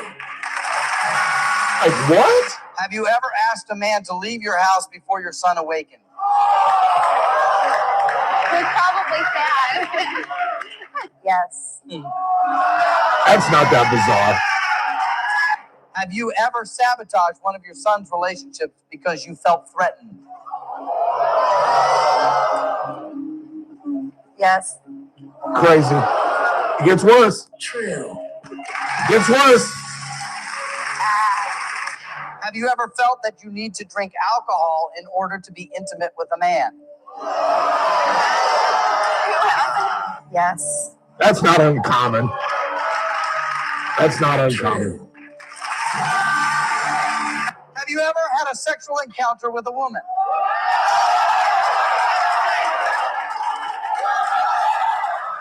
With you. Yes. It gets worse. True. Do you fear that your son might be as sexually active as you were at his age?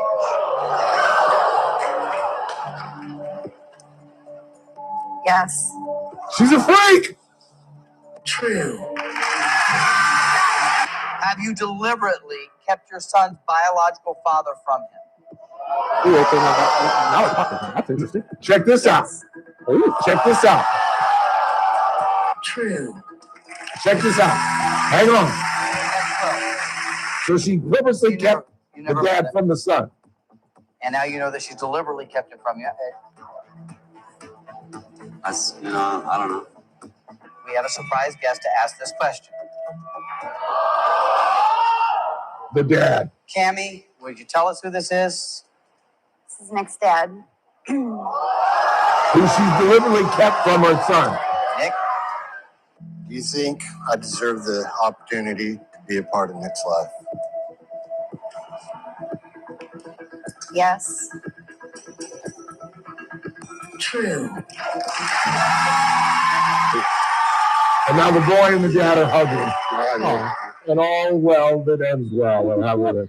Yeah, he could be in a... No, I'm not going to get into this. It would take you a game show to get you to reintroduce your biological father to the son. And looking into this more, the show's been over since 2009, apparently. Oh, is that right? It was only aired for 2008, 2009. There's like 20 episodes. You can still find it, but it's not airing anymore. It's just what we will Trash TV, consume. man. It's crazy. Said it a million times. Everybody's got a version of it that they enjoy, but everybody loves watching something stupid on television. I can't watch This Is Polly. I can't. I've tried. I tried to watch it last week, and it's just so convoluted and so ridiculous and so absurd. Like, I have to suspend my belief to watch Love After Lockup. And I know that it's staged and it's formulaic. It's like watching, what is it? Bartender, Bar Rescue. Bar Rescue. It's like watching Bar Rescue. Love Bar Rescue. I do too. But you have to suspend your belief. Oh, yeah. You know what I mean? Where it's all formulaic, where John comes in and it's a disaster. Despite the fact that there are cameras all over the place, the bartenders and the waitresses act like fools. I've been to a couple of the bars that were saved too. Really? Yeah. I've been to, not since it was saved, but I've been to one of them in Orange County, and it's the infamous one where a murder would later occur, and they were selling drugs and all kind of stuff. And it was a kinky little freaky bar back in the 80s that we used to go to when I had a buddy who had a place in Newport Beach, and we would go there, we would go to that bar, and then like 20, 30 years later, it became this infamous hangout, and then they couldn't sustain it, so they call in John. John cleaned it up, and then they went right back to their old ways. They were selling dope out of the place. The girls were doing favors for guys for tips. It was just a disaster. But it's formulaic, you know, just like Love After Lockup, you know. And, you know, John comes in, and the place is a disaster. He comes in and yells at either the owner or the manager or one of the bartenders. Sometimes somebody even gets fired. And then they have a kumbaya moment, and the guy gets on board with John, and they clean it up, and then everything works out at the end. And it's the same thing with Love After Lockup. They are all in love over the videos, but the guy has probably got 2 or 3 gals, and then he gets out and he tries to juggle the 2 or 3 gals, or he steals from the family, and then it all breaks up. And I know it's ridiculous, but I wouldn't have played it if I'd known it was that old. I should have looked that up, but I bumped into that last night. And I was like, I got to play this on the show. This is crazy. Just to show, even though it's 100 years old, what people will do for money. Oh, yeah. Do you know how much money the broad won, though, that said, yes, I have to get drunk to have sex with my husband? Like $200K? $200,000. Back in 2008, though, that's a lot of money. Today, that's a lot of money. It was a lot more back then, though. Yeah, it went a lot longer. Sell out your marriage money these days. I was thinking, I just could not do that. I couldn't do that to somebody, just to humiliate them. And the video that you don't see is the husband sitting there, you know, just dying. Blows. Yeah, just dying. And I'm sure it's all staged. There's no way you could hear that for the first time on national television and just kind of suck it up. You know what I'm saying? They would have to have security there. Somebody would blow a gasket eventually. You know what I'm saying? You had sex with my friend in our bed? Now that's not something, even on television, you could just be like, yeah, okay. Yeah, no, I just don't think so. I got a bunch of audio that I forgot to play that we're going to play when we come back. It's Janine Pirro dealing with the David Henson indictment. David is a 67-year-old Olympic athlete. He was a canoeist who they claim, the U.S. Attorney's Office, deliberately and maliciously tore up the reflecting pool. He tore out about a 2-square-foot piece of the pool. But there are some extenuating circumstances, and you'll hear those circumstances from our U.S. Attorney, Janine Pirro, one-time guest on the Ralph Bailey Show, as a matter of fact. Quick timeout. Final break of the night. Keep it locked. Scott Jennings at the top of the hour. We are dark tomorrow. We'll be back on Monday, and hope you have a wonderful 4th of July, and hope you have Friday off as well. Unless you're Komodo Pharmacy, because I forgot to pick up my drugs today. I just realized that, and I bet they're closed tomorrow. You think? With a shot, but they might be. I mean, they're definitely closed Saturday. Yeah. Everybody closed Saturday, including Cassie. Casey Steakhouse is closed Saturday? Casey and the Stockyard are both closed Saturday. She let us know on the Good for her. Good for her. For the girls, at least. Because Casey Steakhouse, I mean, never closed. I mean, they work Christmas Day and Thanksgiving Day. But she's giving them the 4th of July. That's what they said, yeah. She said she wants all of her staff to be there with their families and doggies. But not on Christmas. I guess not. No, she gives her Christmas night off, though, I think, don't they? No, they work till 6. I think they work till 6 on Christmas night.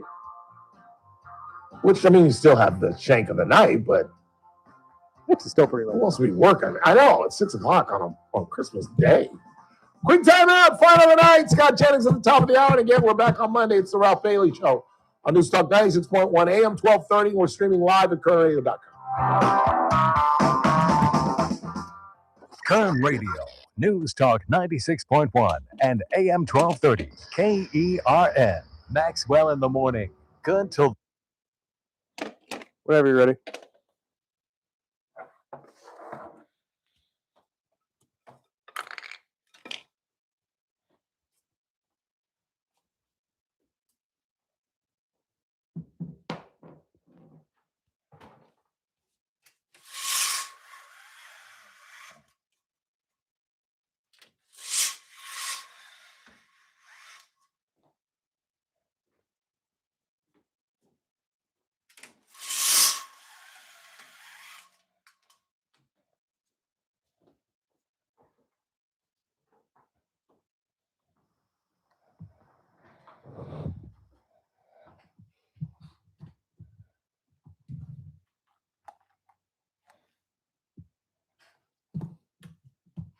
Three, two.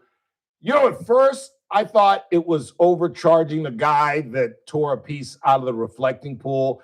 But then Eli Honig, a former federal prosecutor on CNN, pointed out, what if somebody damaged the Vietnam Memorial or Lincoln or, God forbid, Dr. King's Memorial? No, I think they should go after this guy. They are absolutely right to put felony charges against this idiot dipping into the reflecting pool. 3, 2, what did I say? Off tomorrow. I'll be back Monday with, do we have Monday? We got nobody. With the latest on soccer, Dodgers, and what else is going on this weekend? 4th of July shenanigans? Yeah.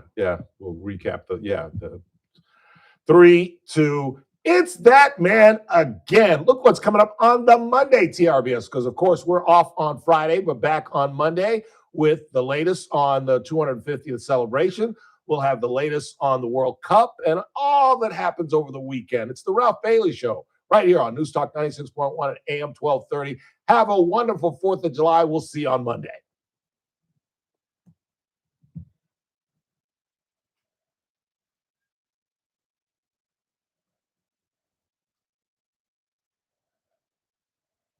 Rate for preferred non-tobacco rate class exam required to qualify. For details, call 1-800-908-7636. Paid for by Robert Livinger, insurance agent. Meet Paul Sheldon's client, Dr. Roland Rodriguez. Hello, this is Bakersfield General Surgeon, Dr. Roland Rodriguez, client and friend of Mr. Paul Sheldon. It is my great pleasure and privilege to relate to all of you my absolute exemplary experience with Team Paul Sheldon. I have also referred a number of my colleagues to Paul Sheldon's office, only to receive the most stellar feedback from my doctor friends regarding the office's expert navigation through the complex maze that is Medicare. And even though Paul Sheldon himself is now facing some temporary health challenges, his longstanding and most experienced and expertly trained team of ladies, Christine, Kelly, and Lynn, continue to masterfully guide the clients through the complicated world of Medicare. You most definitely could not possibly do any better than to reach out to Paul Sheldon several months before turning 65. Thank you. When Medicare matters, our team has the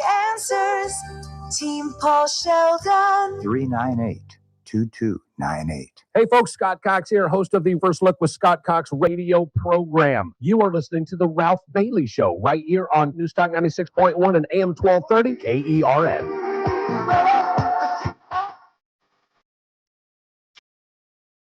Never heard of this either. Never heard of it. Which clearly means that I never bought a Village People album or CD. No, it was album back then. Albums when they were around. Janine Pirro held a news conference today to talk about David Hearn. He is the 67-year-old canoeist. He was an Olympic athlete in the back when he was a young man, who apparently tore a piece of the reflecting pool away. And, this has been an embarrassment for the president, basically. So he has instructed the DOJ and the U.S. Attorney's Office to go after these people with everything they've got. They've arrested like a half a dozen people. But apparently, as you'll hear through some of this audio, this guy got a little lippy and was a little belligerent. Here is Janine Pirro on the indictment itself. The indictment is in response to an incident that occurred on June 19th of 2026, in which the defendant Hearn ripped a piece of recently installed sealant on the bottom of the reflecting pool at the Lincoln Memorial. The evidence shows, we will prove beyond a reasonable doubt, that Hearn willfully destroyed property at the Lincoln Memorial reflecting pool. This was a deliberate act to damage the reflecting pool at the National Mall that members of the National Park Service actually have worked hard to restore and have witnessed. She went on to say that Hearns doesn't deny it and says that he got a little lippy, which, is your First Amendment right. You can curse at the cops. You can say that's your First Amendment right. It ain't going to get you a long way, and it's going to piss off the U.S. Attorney. Here is Janine Pirro. By Hearn's own admission, on June 19th, he reached down into the pool. Our evidence further shows that the National Park Service employees observed Hearn actually forcefully and violently pulling up and removing the bottom liner with both hands. According to witnesses, Hearn damaged approximately 2 square feet of sealant from the bottom of the pool. A Parks employee actually told Hearn to stop his behavior and stop what he was doing. Hearn reacted by shouting at that Parks employee, saying that she cared too much about the reflecting pool, and why did she even care, since it wasn't her pool. If that testimony is accurate and that comes into court, he's cooked as well he should be. Now, everybody's interpretation, maybe that's what he said, maybe it's not. We'll find out during the trial. But if he was belligerent and he, as she put it, forcefully and violently tore a piece. Now, remember, again, as I said at the top of the show, I don't know if you've ever been to D.C. I don't know if you've ever been to the mall, but the reflecting pool is 350,000 square feet. It's 6. You would be exhausted if you tried to do a lap in the reflecting pool. That'd be an interesting challenge because it's 6 football fields, 676 yards long, 6 football fields. I don't know. You think you could swim that without stopping? Me personally, heck no. I think I could, but I think at some point I'd have to kind of strokes. Yeah, like dog paddle for a little bit. Yeah. I don't think if I could just stroke it out Definitely and just couldn't keep freestyle the going. whole way. Yeah, No I way. think at some point you'd have to kind of Backstroke it. catch your breath. Yeah, backstroke for a little bit. Maybe just kind of float. Butterfly. Just catch your breath just a little bit. Do a little dog paddle just so you can catch your breath and then get back after it. I don't know. I've never really done long distance swimming. I used to love to swim when I was a kid. I was fortunate enough to have a pool when I was from 6th grade to 10th grade. And that's how I got in shape for football. I used to swim underneath the water to hold my breath and do laps under the water. But if that testimony is true, he's cooked. And final from our U.S. attorney. If the damage can be repaired for less than $1,000, it's a misdemeanor. If it costs a lot more than $1,000, then we're at the felony level. It's up to the judge to decide what the sentence is after a jury looks at the case. My job is to look at the evidence and to bring it to a grand jury who agreed that this should be a felony based upon the evidence that they heard, and they returned a true bill that this person should be charged with this felony. And as I said at the top of the show, I was ready to come in here and poo-poo all that. I really was. I was like, this is ridiculous. Give him community service, make him clean the pool, make him clean up around the mall for 2 weeks, let him put a work release jacket on. I mean, I've done it and it's humiliating. But then, like I said, Ellie Honig, a former federal prosecutor, came on and said, what if somebody did $1,000 worth of damage to the Vietnam Wall? And that obviously touched a nerve. And then I started expounding on that a little bit. I was like, yeah, well, he's right.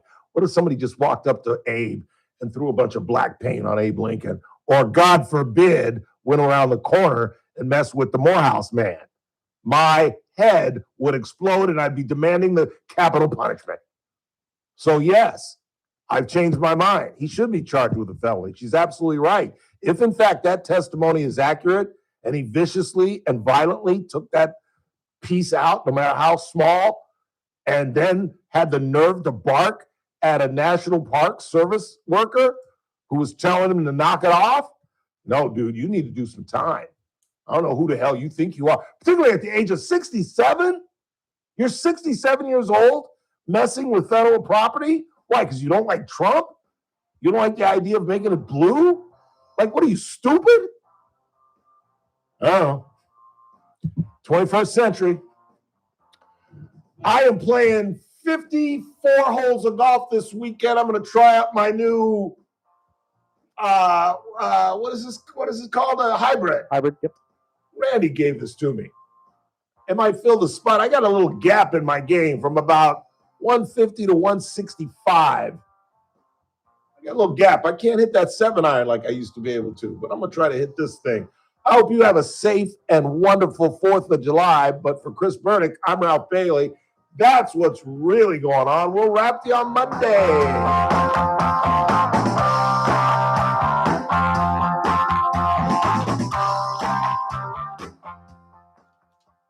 Kern Radio, AM 1230, KERN. 96.1 FM, K241CI, Bakersfield. An American General Media station. Town Hall on Keith Peters in Washington. A dangerous heat wave is bringing prolonged extreme heat to more than 24 states across the Midwest, the South, and the East Coast. The National Weather Service says dangerous record-breaking heat will continue across much of the central and eastern United States. NWS Weather Prediction Center meteorologist Scott Kleebauer says the cities will feel the worst of it. Metropolitan areas and nearby suburbs, they're going to probably struggle to get out of the upper 70s and maybe even low 80s in some cases. With humidity making it feel hotter than 100 degrees Fahrenheit, sweat will be dampening the spirits at many celebrations marking 250 years of American independence. Kleebauer says extreme heat will be felt from New York all the way to the Carolinas. I'm Haya Pandoni. Law enforcement is on high alert in New York City, where dozens of events are upcoming to celebrate the 4th of July. Correspondent Laura Winters reports. New York City Police Commissioner Jessica Tisch says there are no known specific or credible threats, but the NYPD is not taking any chances. Thousands of officers will be working 12-hour shifts to keep everyone in the city safe. You can expect to see a large police presence along our waterfronts. There will be heavy weapons teams, K-9 units, and thousands of uniformed officers. Among the many events, the annual Macy's 4th of July fireworks show. Laura Winters reporting. The Trump administration is proposing a new rule to keep hospitals from charging markups on discounted drugs for Medicare patients, and says that could save consumers $1.1 billion next year, according to estimates.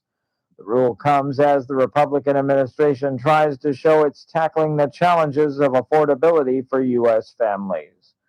On Wall Street, the Dow up by 594 points, the S&P 500 unchanged. More at Town Hall.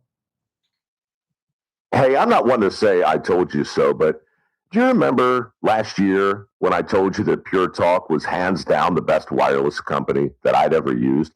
Well, some of you were skeptical, but Consumer Reports just asked 120,000 people to rate every wireless company in America, including the big boys. Well, guess which company was the only company to get 5 stars in every category? Yeah, Pure Talk.